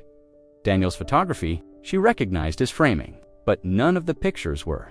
From their life together, the living room was modest, warm. A beige couch with a navy throw blanket. A small bookcase filled with worn novels and sketch pads. A half-finished puzzle on the coffee table. A candle burned low on the windowsill, the wick charred, but not black. It had been lit recently. "This is where he painted," Marisol said softly, gesturing toward a corner easel. Several canvases leaned against the wall, abstract pieces, colorful, textured. Lena had never seen this side of him. He'd once told her he gave up painting after college, that he didn't have time for it. "He told me it helped him clear his mind," Marisol added. Lena drifted toward the kitchen. Stainless steel appliances, spotless counters, magnets on the fridge holding up handwritten notes, grocery lists, small reminders. One note read Thursday, bench circled twice. Her breath caught at the sight. Down the hall was a bedroom. The bed was made. The closet half full, shirts, jackets, worn jeans. The nightstand held a book and a watch she didn't recognize. Everything was positioned like someone had lived here fully, not hiding, not passing through. Living. Lena sat on the edge of the bed and looked around the room. The curtains were blue. A photograph of the lake bench hung beside the dresser. There was no trace of her in this house, not a single hint of the life they had built together elsewhere. No signs of overlap. This wasn't a temporary escape. It was an entire alternate version of the man she thought she knew. She opened the drawer beside the bed. Inside were receipts, folded letters, a small glass bottle of jasmine oil, a familiar scent now, the same from the Airbnb, the apartment, the jacket. The scent that didn't belong to her, Marisol, stood in the doorway, silent. "Did you live here?" Lena asked, her voice quiet. "No," Marisol said. "He said it was his space, a retreat. I only came by sometimes. Mostly it was his alone." Lena nodded slowly. "He built a second life, not just with you, but with himself, without me." Neither of them moved for a while. Lena walked back into the living room and picked up one of the photographs, a self-portrait in a mirror. Daniel, smiling slightly, a camera in his hand. Not the face she knew, something lighter in it, or freer. She put the photo down. "I needed to see it," Lena said. Mar said. They left without touching anything else. Lena locked the door behind them and handed the key back. She didn't ask what would happen to the house. She didn't need to know. As they drove away, the red door faded in the rearview mirror, and with it, the man she thought she'd spent her life beside. The drawer wasn't locked. It sat beneath the bookshelf, low to the floor, the kind of place people tuck things away, not to hide them, but to keep them private. Lena had nearly missed it. She was about to leave the rental house when her eyes landed on the worn brass handle. It didn't match the rest of the furniture holder, more ornate, like it had been repurposed from somewhere else. Curiosity nudged her forward. Inside were papers, mostly loose, folded notes, some yellowing at the edges, sketches, envelopes without stamps. A few were clipped together with a rusted paperclip. She lifted the top pile and spread them carefully across the rug. The first was a list, handwritten in blue ink. Things we'll do after. Paint the coast in winter. Learn to cook something ridiculous. Spend a week without phones. Drive until we run out of map. Tell the truth. Lena read it twice. There was more. A hand-drawn map of a cabin layout labeled with playful notes, her chair, his ridiculous tea shelf, no TV, ever. Underneath it, a sketch of a garden, tomatoes, marigolds, lavender. The handwriting in the margins grew smaller as the pages progressed, as though he'd grown more serious or more cautious with each layer of imagined detail. Tucked between the papers was a folded cardstock square light, the edges slightly frayed. She opened it gently. Inside was a mock-up of a wedding invitation, simple ink sketch, 2 names in elegant script, Daniel and Marisol, a date that never came. A lake in the background, drawn from memory, a single line at the bottom read, a restart, a beginning. Lena didn't move for a long time. She stared at the page, not blinking. Her heart didn't race. Her hands didn't tremble. She just sat there in the quiet, absorbing the intimacy of it, all the parts of him that had been saved for someone else. Next was a letter, folded into thirds.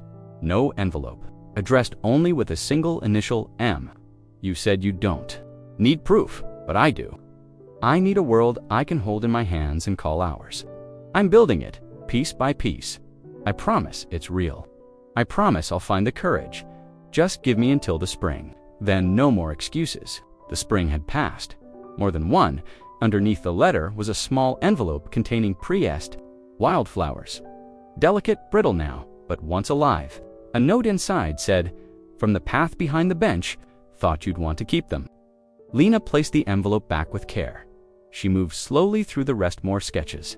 Another list titled, "First Week Together," a photograph of a cottage by a lake, cut from a magazine and taped to a card that read, "Someday." She found herself looking for something, her name, a clue that he had wrestled with this duality. But there was nothing. No sign that the life she had shared with him had bled into this one. It was all Marisol, all after. All hope, and still. Lena didn't cry, not because it didn't hurt.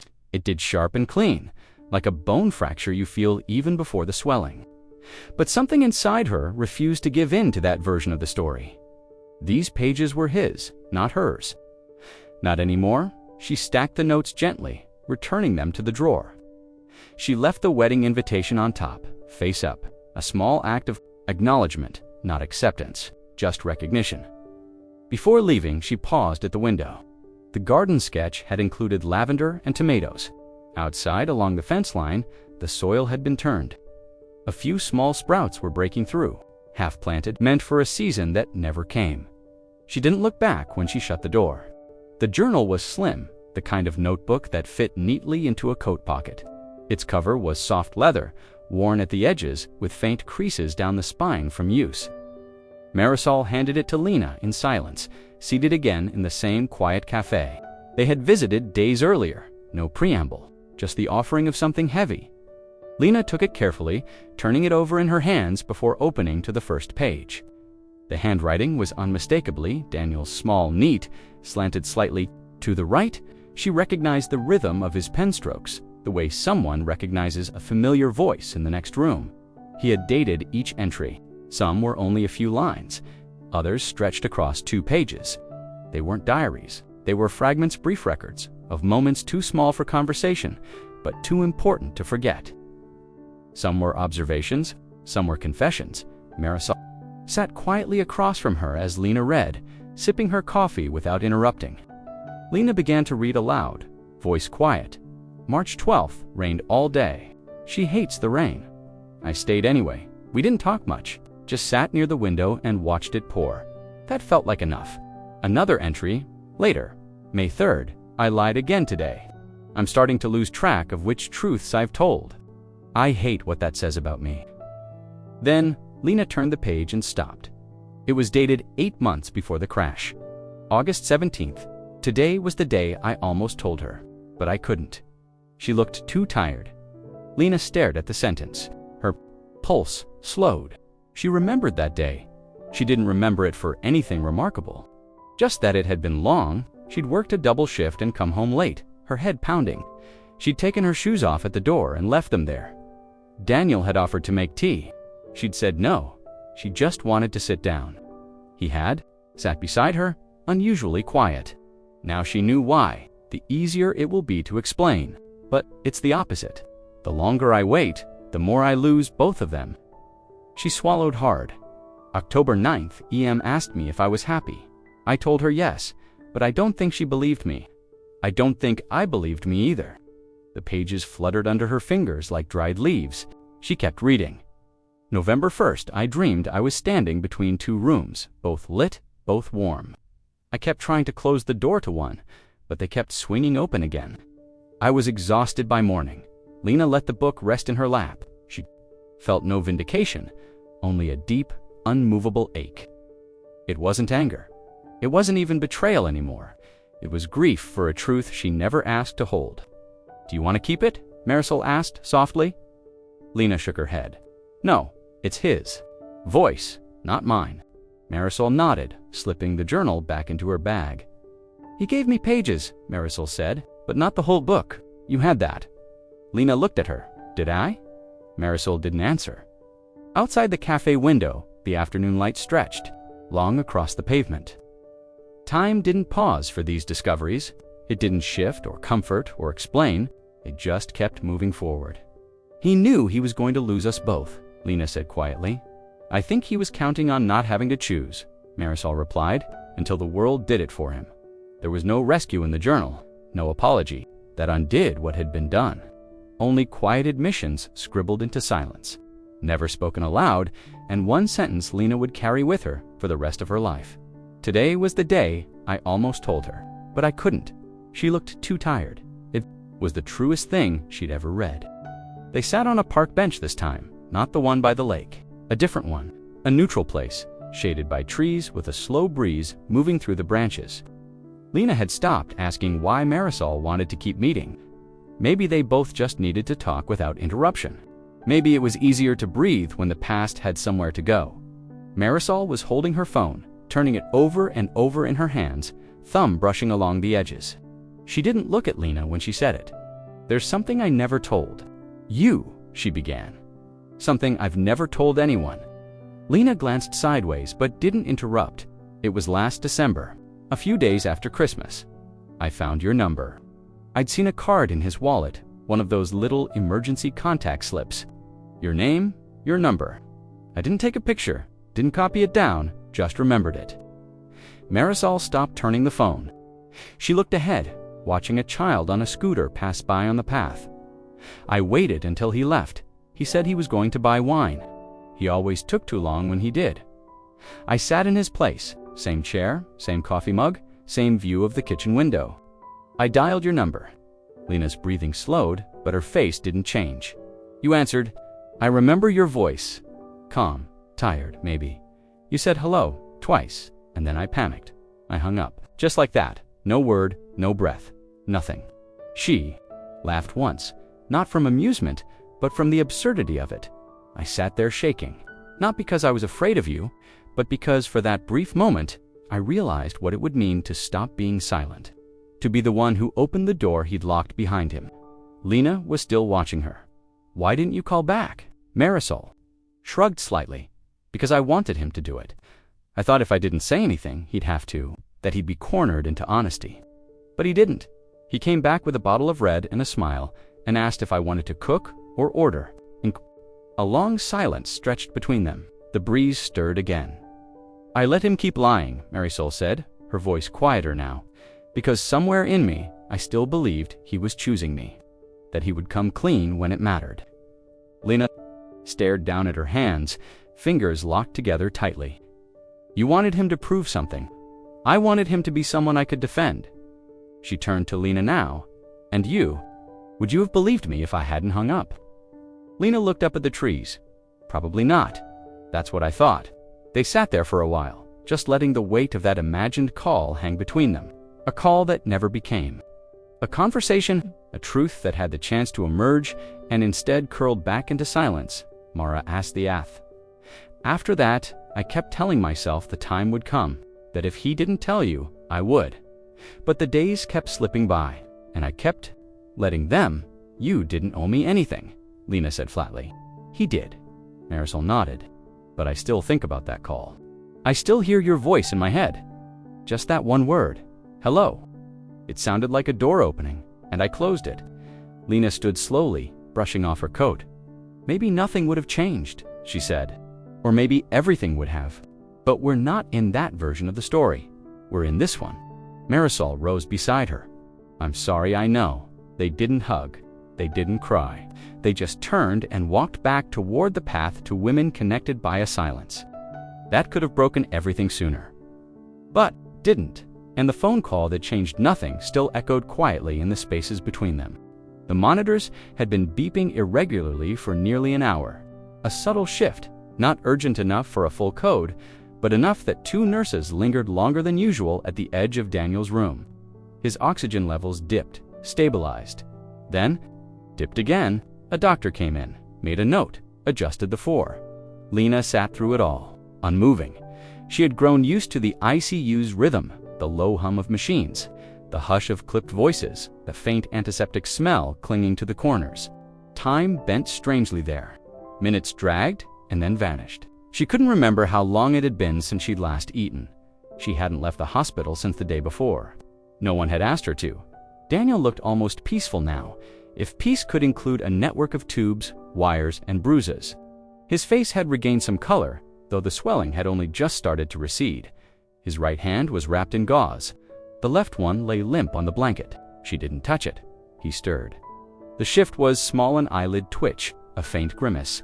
Lena leaned in slightly, unsure if he was dreaming or slipping into another moment of confused consciousness. Then he turned his head, just barely, toward her. His lips moved. At first, she thought he was trying to form her name, but it came out slow, thin, barely shaped. Tell Marisol, his throat tightened on the words. He swallowed painfully. I kept it. Then silence. His breathing slowed again. His eyes fluttered closed. Sleep or sedation.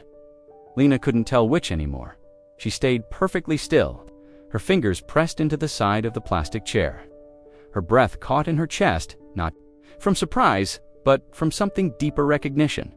He hadn't said, "I'm sorry." He hadn't said her name. He said he kept it. No clarification, no explanation. Just a fragment meant for someone else. It landed like a stone at the bottom of a well, no echo, just wait.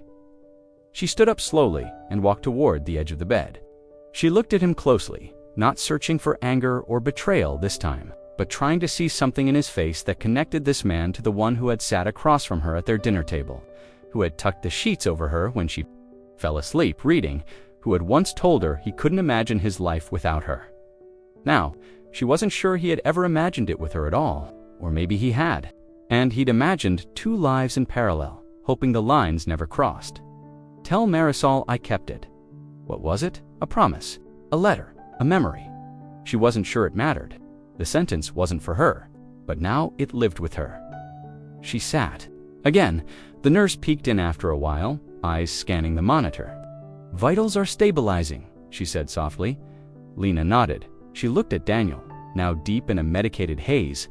Unaware of the words he'd left behind in the room, he might never remember saying them. But Lena would. She folded her hands in her lap. There was no fury in her chest, only a quiet exhaustion, as if her heart had finally stopped trying to outrun the truth. He had kept something, and even now, even broken and half-conscious, he hadn't been speaking to her. Not really, just like before, just like always. She didn't cry. There was nothing left to grieve that hadn't already been taken apart in pieces. She stayed by his side until the machines resumed their steady rhythm, until the light outside the ICU window began to dim. Then she stood, smoothed the blanket over his feet, and left the room without saying a word. The rental house had grown quiet since the last time she stepped inside. Dust had begun to settle again, softening the corners of things, muting the sharp edges. Lena unlocked the door with the key Marisol had given her and stepped over the threshold, unsure if she was there for closure or curiosity. The house didn't feel like it belonged to anyone anymore. It was an echo of something once lived in, a shell left behind by someone who had always been split between two places. She moved slowly through the living room, past the bookshelves, past the coffee cup still sitting where someone had last put it down weeks ago. Nothing had been touched. A faint scent lingered in the air, something floral and dry, not strong enough to be perfume, not artificial enough to be a candle. It was familiar now. Jasmine. Lena walked the perimeter of the room without direction until she found herself at the small wooden floor vent near the back wall. Something about it caught her attention, not the vent itself, but the way the floorboard beside it sat ever so slightly uneven, a sliver of misalignment in an otherwise seamless surface. She knelt down, placed her fingertips along the edges, and gently pried it up. It lifted with a soft creak, revealing a shallow cavity just large enough to hold a small velvet box. Large box, not one for documents or photos. One just big enough to suggest an engagement ring. Lena stared at it for a moment, then reached in and lifted it out carefully. The fabric was faded, the corners worn. Whoever had put it there hadn't done so recently. She opened the lid. Inside was not a ring. It was a jasmine flower pressed flat, dry and perfectly intact. Its white petals had yellowed slightly with time, but the shape remained, preserved carefully, almost reverently. No note, no label, just the flower. Lena held the box in her palm, her fingers resting against its edges. It was light, but it carried. Wait, this was what he kept, not a memento of her, not something from their home or their life, but this. She remembered now what Marisol had said, that the apartment had smelled faintly of jasmine, that the flower beds along the fence had been planted with it, that it was her scent, not Lena's. So this was not a keepsake of guilt. It wasn't an apology. Of her, of a time he couldn't return to, of the version of himself he'd tried to become when he was with her. Lena closed the box softly. She didn't feel angry. Not anymore. The hurt was still there, yes, but it had changed shape. It was no longer sharp. It was sedimentary now, layered from months of silence and discovery. He had kept the jasmine, hidden it beneath the floor, beneath the surface. Just like everything else, she placed the floorboard back, aligning it until the seam disappeared again. The house didn't have anything more to give.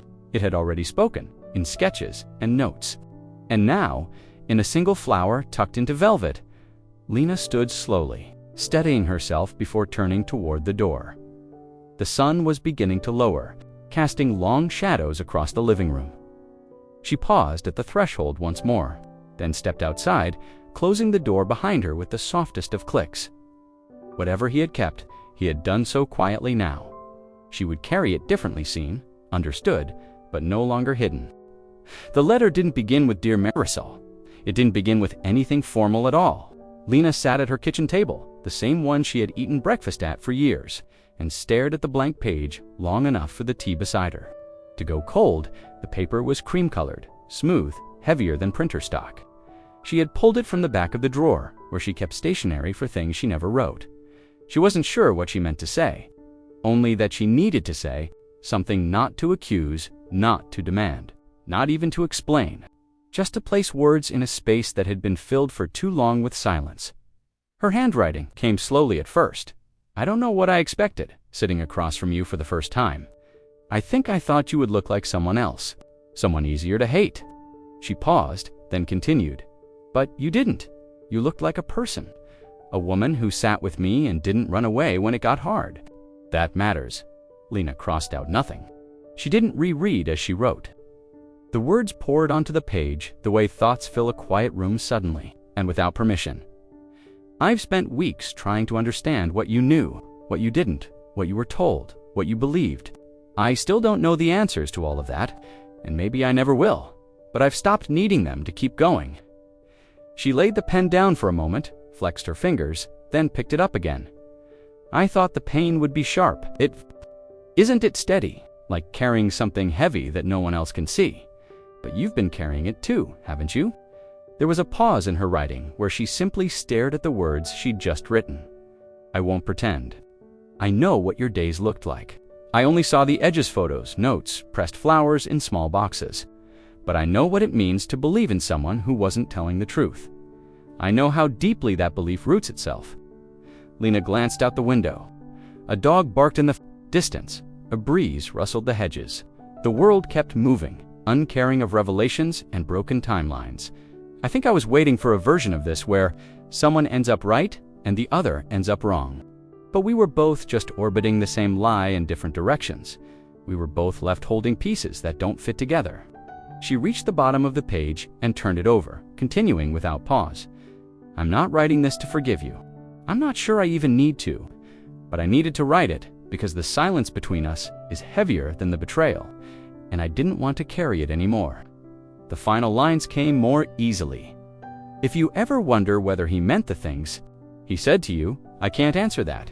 But I know he kept things. I saw them. He tried, in his way, to preserve something that wasn't built to survive.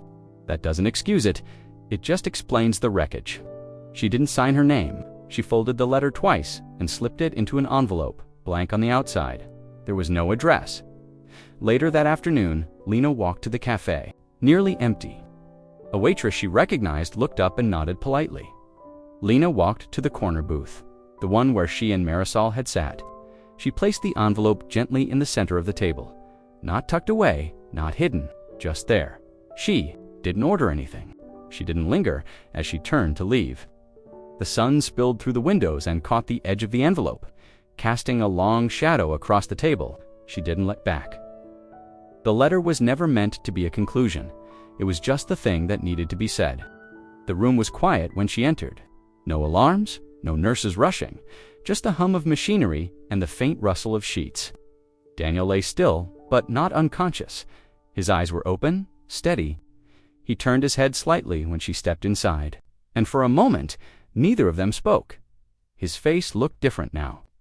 Not just from the injuries, the bruising had faded into muted yellows and greenish shadows, but from something internal.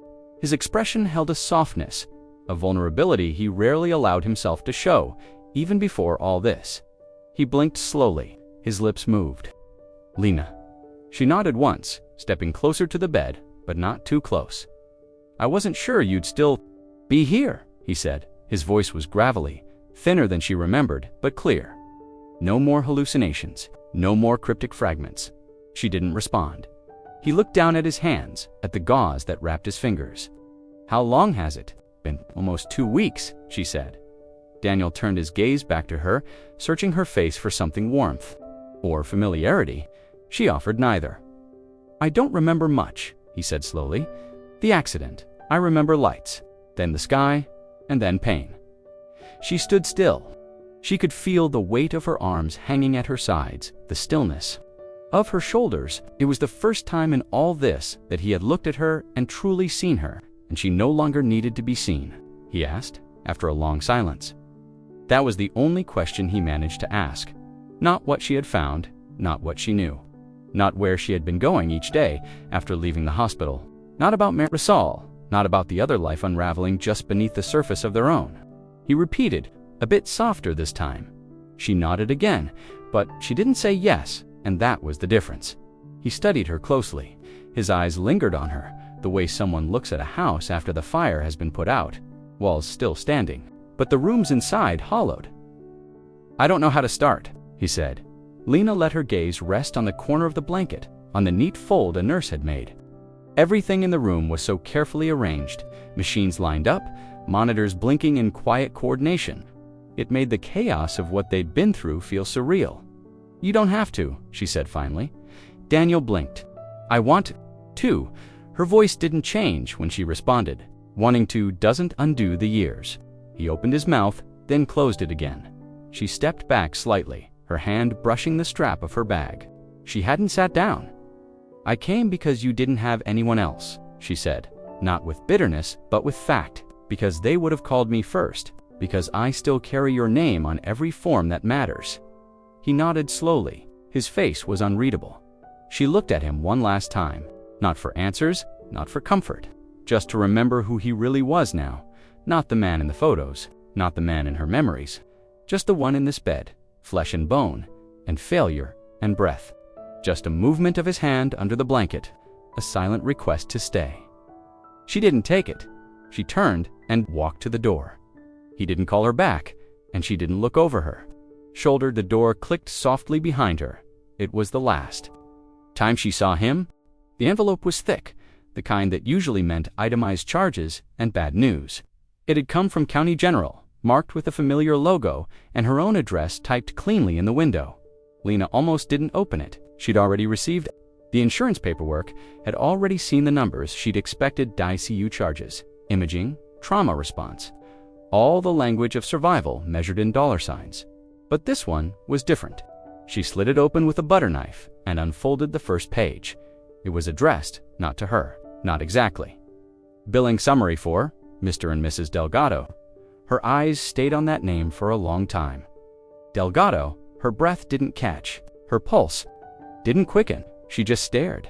She read it again to be sure she wasn't seeing things, but it was printed clearly at the top. No middle initial. No cutesy misprint. Just a calm assertion of a reality she hadn't signed off on. Mrs. Delgado. She didn't move for a long time. The paper in her hand crinkled slightly from the pressure of her fingers. On the second page were the familiar line items: medications, overnight stays, wound care. Each date listed neatly beside its code. But the address field still showed her own, her house, her name on file, the policy under her insurance plan. It made no sense, except that it made too much the error. If that's what it was, seemed almost surgical in its precision. Her address, his coverage, but a different surname. One that didn't belong to Urbit, wasn't random either. Delgado. She remembered now. It had been said once quietly when Marisol first introduced herself across that cafe booth. She hadn't emphasized it, hadn't offered a full name until Lena had asked Marisol Delgado, and now it was printed here. On hospital paper, official, clinical, billed and logged. Lena stared at it again, searching for an explanation that didn't come. Had Daniel changed? Something. Had he listed her that way in some quiet attempt to formalize something off the books? A hospital form, an alias, a slip of convenience? Or had Marisol been the one at his side first that night? Was the name given in the ambulance? Was it spoken in panic before anyone could correct it? There were too many ways the truth could have slipped into the system, and too few ways to scrub it out. She picked up the rest of the envelope and flipped. Through it, there were additional documents release forms, printed labels, coded entries, and all of them repeated the same thing. Delgado. She set the papers down carefully, aligning the edges with deliberate precision as if tidiness could reassert control. The house was quiet around her. Afternoon light pooled along the kitchen counter. Somewhere down the street, a dog barked and was met with silence. Lena stood and walked to the sink, pouring a glass of water she didn't drink. The name had arrived in her mailbox as casually, as if it belonged there, as if it had always belonged there. It didn't say Lena Matthews. It didn't say anything about the years, the marriage, the meals, the birthdays. It didn't mention the way she had sat beside his bed day after day, or the way she'd held back questions when she knew the answers would change everything. It just said Delgado. That name had crept into her life first as a whisper, then as a photo, then a password, then a flower under a floorboard. And now it had been printed, filed, coded into hospital billing software as if it were the only name that mattered. Lena folded the letter in half once. Then again, she didn't throw it away. She didn't call the billing department. She just slipped it into the drawer where she kept warranties, receipts, tax files, because some mistakes are too precise to be accidents, and some truths don't need to be corrected to be understood. The discharge papers were printed on carbon-backed forms, crisp and impersonal, the kind meant to make even the most intimate goodbyes feel procedural. Lena held the pen a moment too long above the signature line, her name printed in block letters. Below it, Lena Matthews, next of kin. Emergency contact, spouse. Still. No one had asked to change that. She signed, her handwriting was steady, but something in the act felt false, like tracing the shape of someone she used to be, a role she had once performed with certainty, now reduced to obligation. The nurse nodded without speaking, collected the clipboard, and tucked it into the folder without comment. It was done. Daniel would be moved to a step-down facility. He would begin the process of physical recovery, one appointment at a time, while the rest of his life remained untouched for now. His things would go with him. Someone else would worry about his medication, his schedule, not her. No one stopped her as she left the building. Outside, the air was overcast, but warm. A mild spring day. Cars passed, people walked, and the world moved on with no knowledge of what had fractured quietly in a hospital room just one floor above. Lena stepped onto the sidewalk. Her heels made soft clicks on the pavement. She didn't rush, she passed. The row of vending machines near the entrance, the familiar oak tree with its gnarled trunk and wind-battered leaves. She had stood under it 12 days ago, talking to the doctor who first said the word unstable, and again 5 days ago, when Daniel had murmured a name that didn't belong to her. She glanced down at her hand. Her wedding ring was still there. She hadn't removed it. Not in the hospital, not at home, not when she had found the second phone, not even when she had stood in the rental house touching the pressed jasmine flower. It had remained, out of habit, out of inertia. Maybe out of something deeper she didn't want to name, but now it felt different. Not heavier, not tighter, just insubstantial, like it wasn't made of metal anymore, like it was paper. Folded and pressed into shape, flimsy but precise. A symbol that still held its form, but no longer served its function. She walked past the parking structure, past the ambulance bay, down the quiet side street where staff sometimes smoked or stood making calls. Her bag was light. She had brought nothing with her today. No extra clothes, no books, no chargers, no letters, just herself. A block down, she paused. The street was quiet here. Only the hum of traffic in the distance and the whisper of wind through tree branches overhead. She didn't cry. She didn't look back. Instead, she said it aloud for the first time. The name Marisol. It was barely louder than a breath, but it hung in the air all the same, carved into the silence. Not a question, not an accusation, just a release. The sidewalk didn't split open. Her body didn't shudder from the weight of it. She just stood there. Was no one around to hear her? No one to ask why a woman stood on a quiet street, speaking a name into the air. But she heard it, and that was enough. She took one more step, then another, and the name didn't follow her. It didn't haunt, it didn't echo. It just stayed where she left it, hanging in the air, right where everything else had finally been let go.